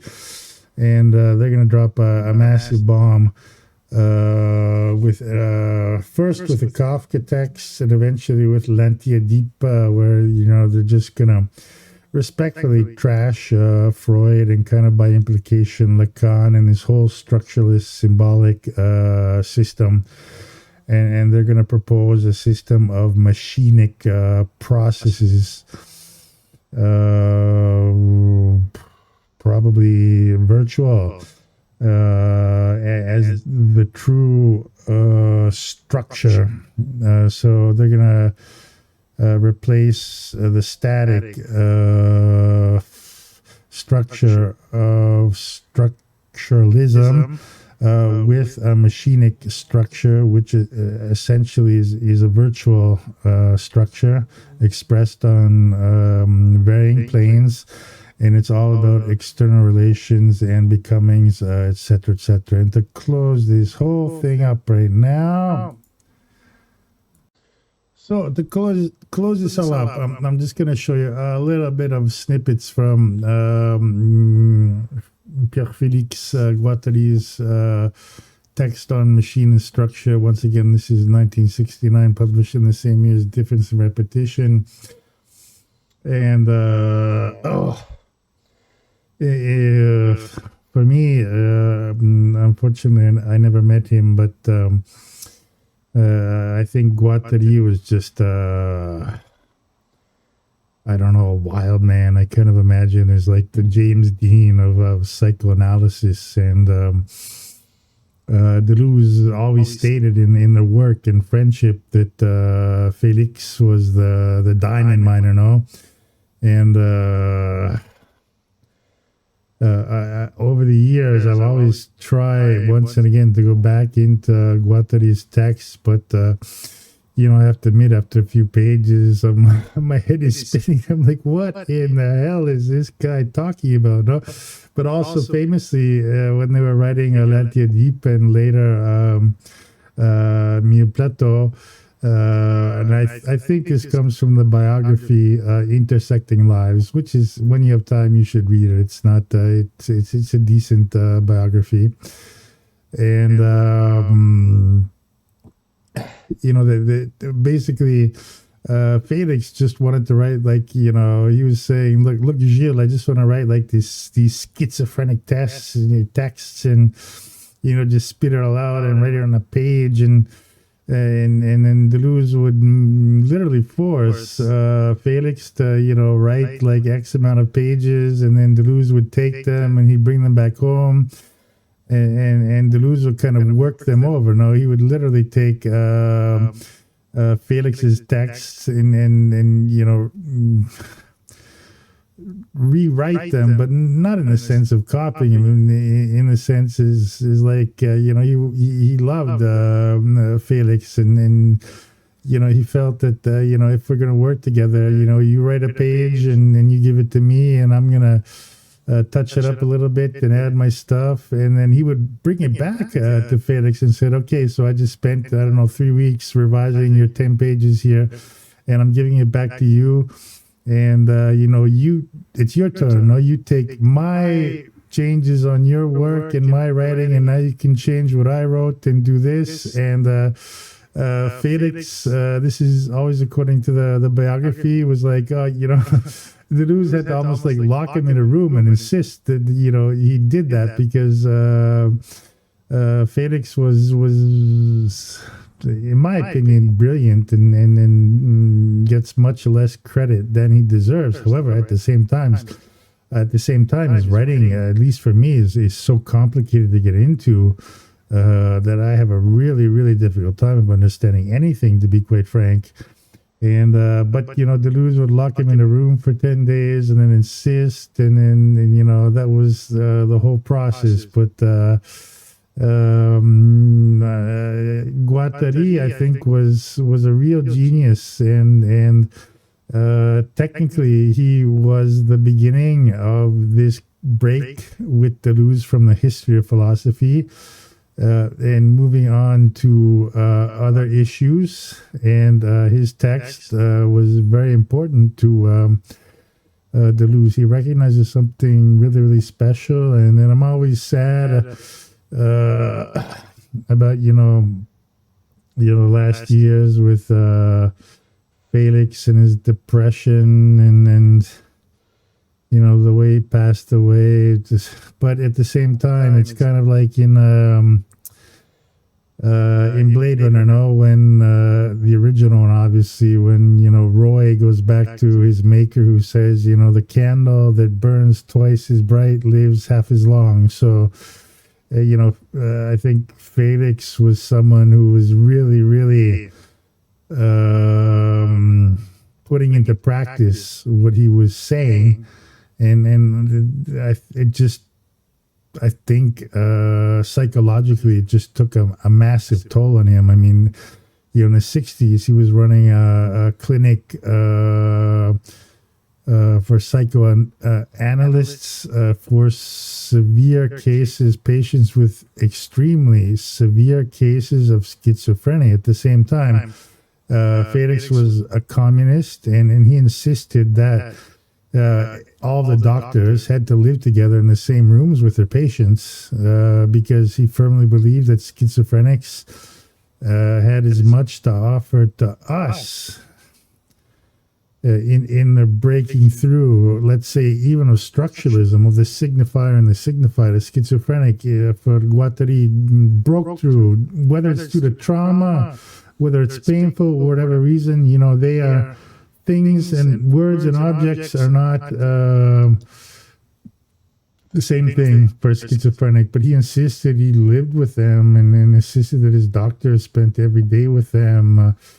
He was anti-capitalist, so his first wife, and this is in the biography, and he insisted that she would sleep with other people because fidelity in marriage was a system of capitalist control. And so, I mean, like, he really lived, practiced what he preached. But I think that just brings such a heavy mental and psychological toll on you that, even if you want to break through the system, I mean, nowadays in 2023, when,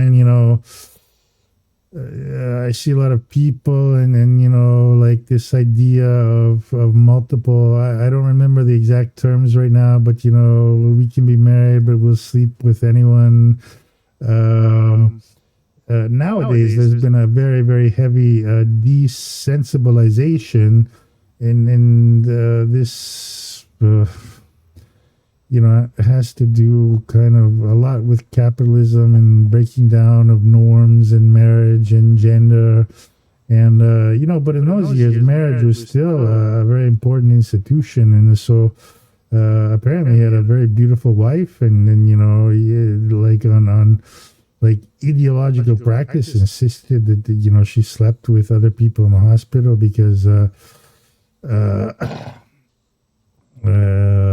for whatever reasons, and I think he always kind of suffered from that. No, maybe nowadays where we're kind of that doesn't shock us anymore, and it's normal because society changes and culture changes, and like I watched those debates between Zizek and Trinity, or I'm not going to mention the other one, I'll get into trouble, but this, I believe he's called Trinity. He's the guy with the blue hair. He has his wife who can sleep with anyone, and they get along great, and it's an open relationship. So it's different today. Maybe that's good. Maybe we don't suffer anymore. Maybe we're becoming more and more desensitized. Maybe institutions do not regulate us anymore.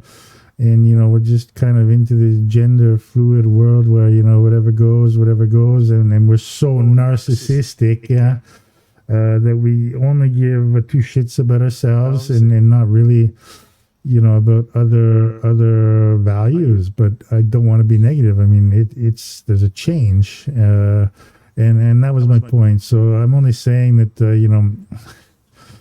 kudos to Felix. I mean, you were a really, really strong person that probably you do not get enough recognition. You did not get the recognition you truly deserved for his work. So, like, I am not going to sit here and go. This is the introduction to his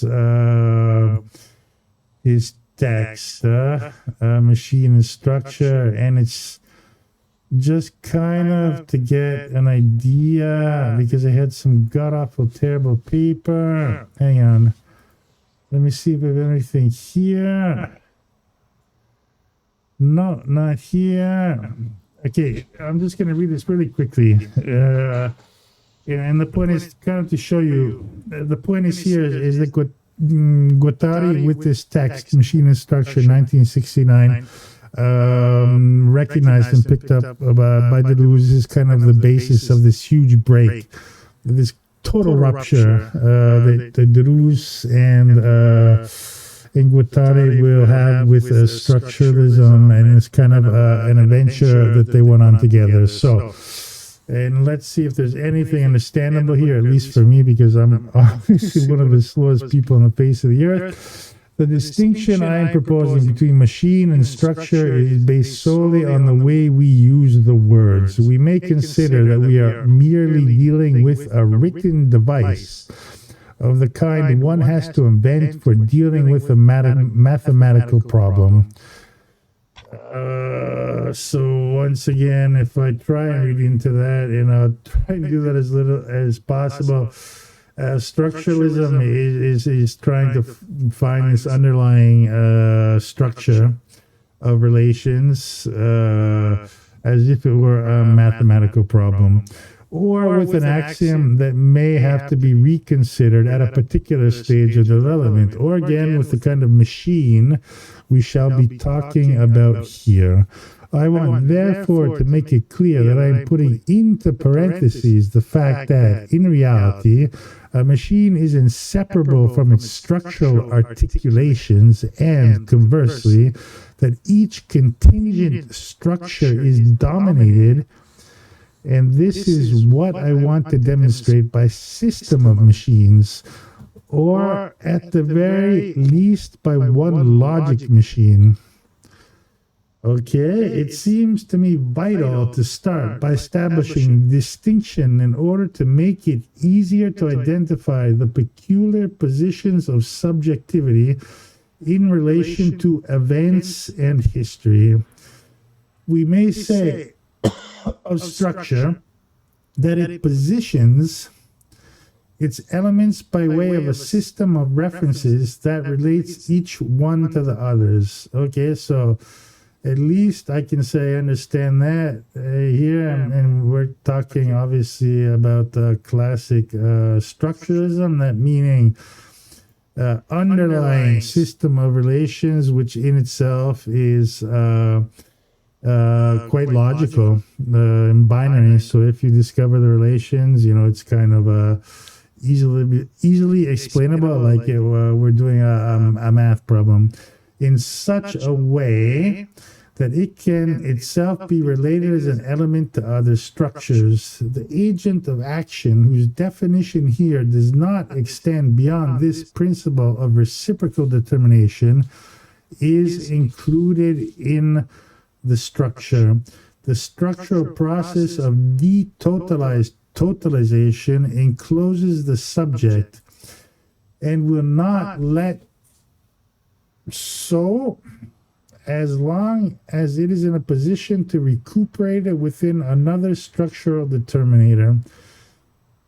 So my head is already spinning, but we're talking essentially, and I would have to spend much more time on this, but about the binarity and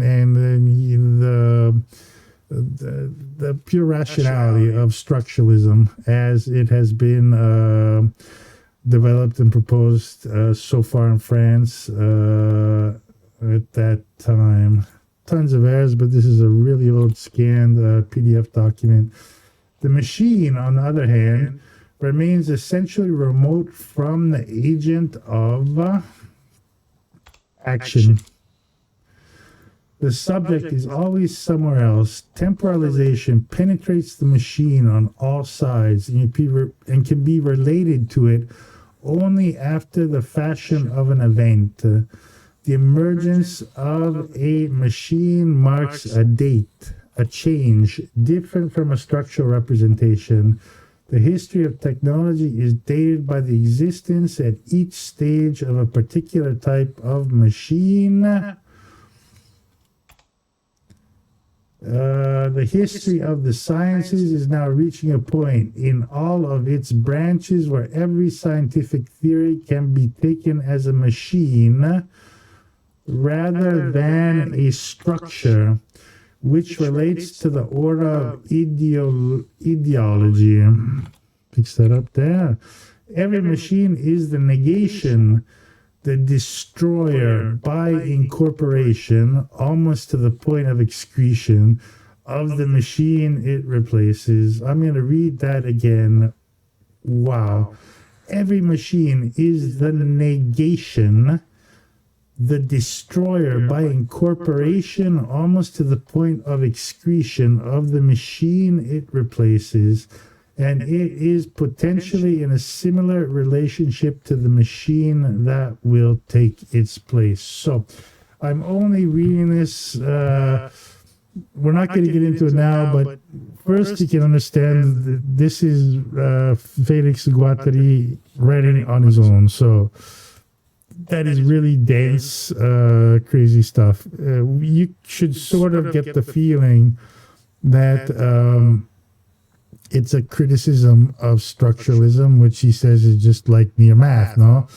Okay, it's great that we discovered that there's an underlying structure of relations for society. Wonderful.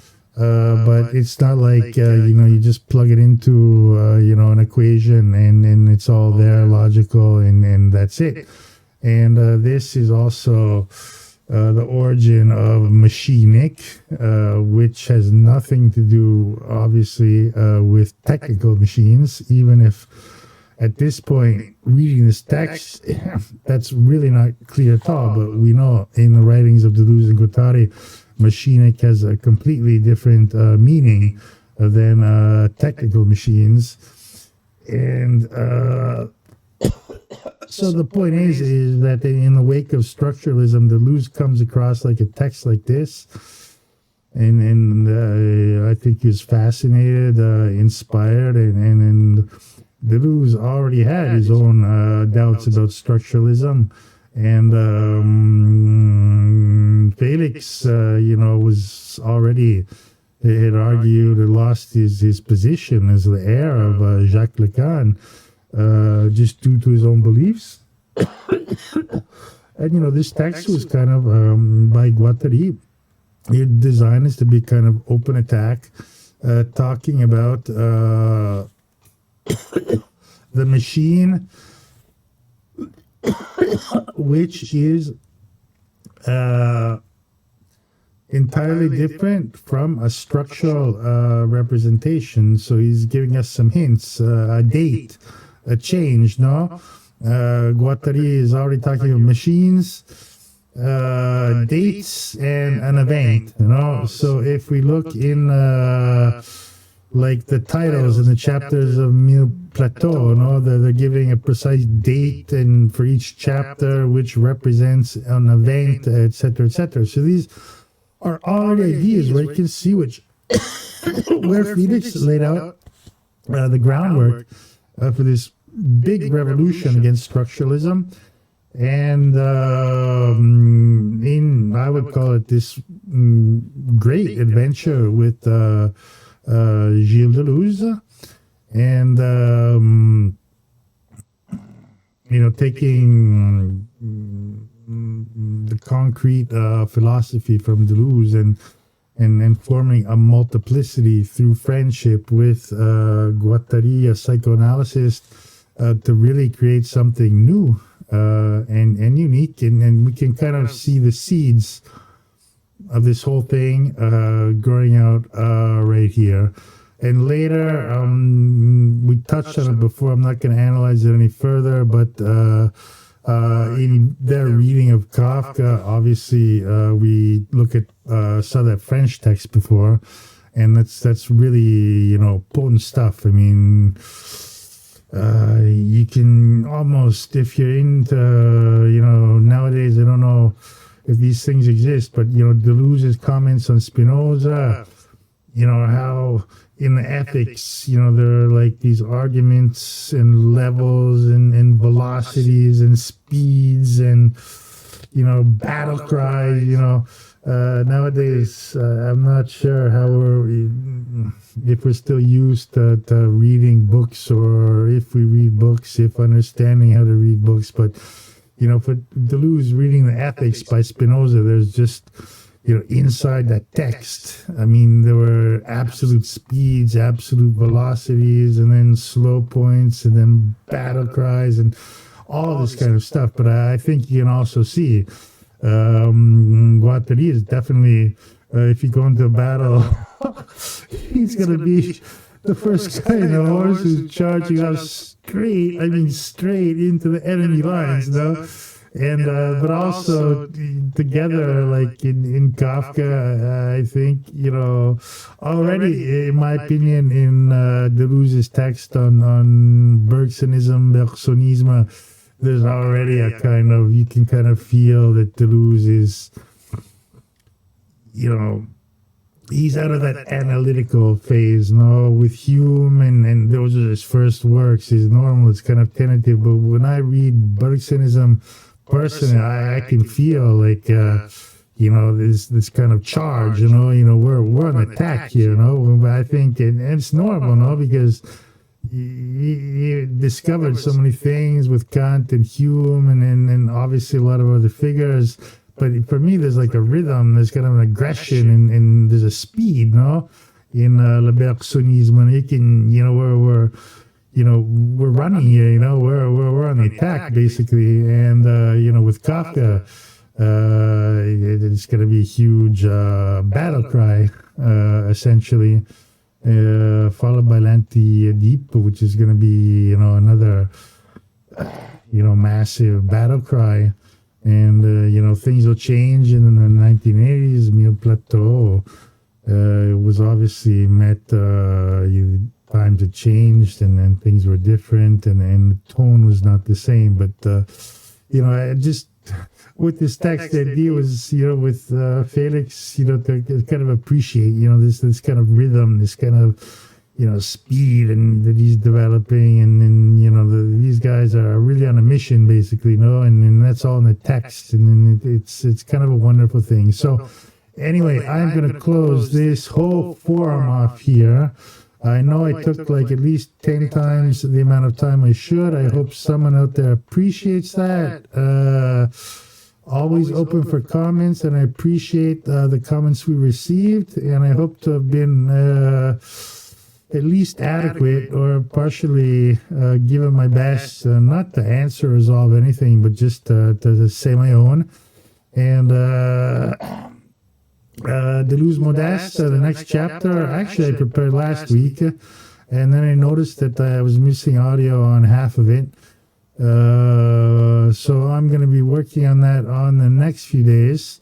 Hopefully in about a week or so it'll come out, and we're going to with this forum, we've kind of moved much more forward than I wanted to, but at the same time, it's always good to face new things and think, and we can work on times, but we're going to go back a little bit to Kant and Hume, because I still want to stick really slow to the beginnings of things, and in questions of philosophical method and theory. So that's going to be kind of the central issue in chapter 2. Gilles Deleuze, in his reading of the history of philosophy, developed a philosophical method in which he distinguished certain writers were grouped or treated in a certain way, in an ethical way, let's say, and certain other writers were treated in a theoretical way.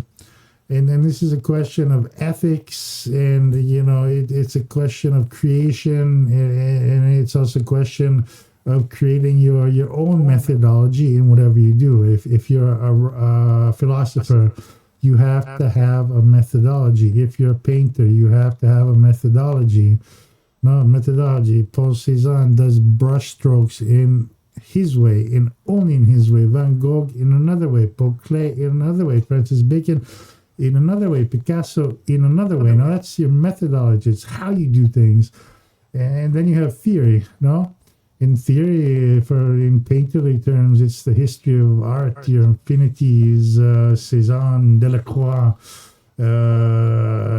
Cézanne does not want to repeat Delacroix, but he's very inspired, and Delacroix is kind of a theoretical horizon,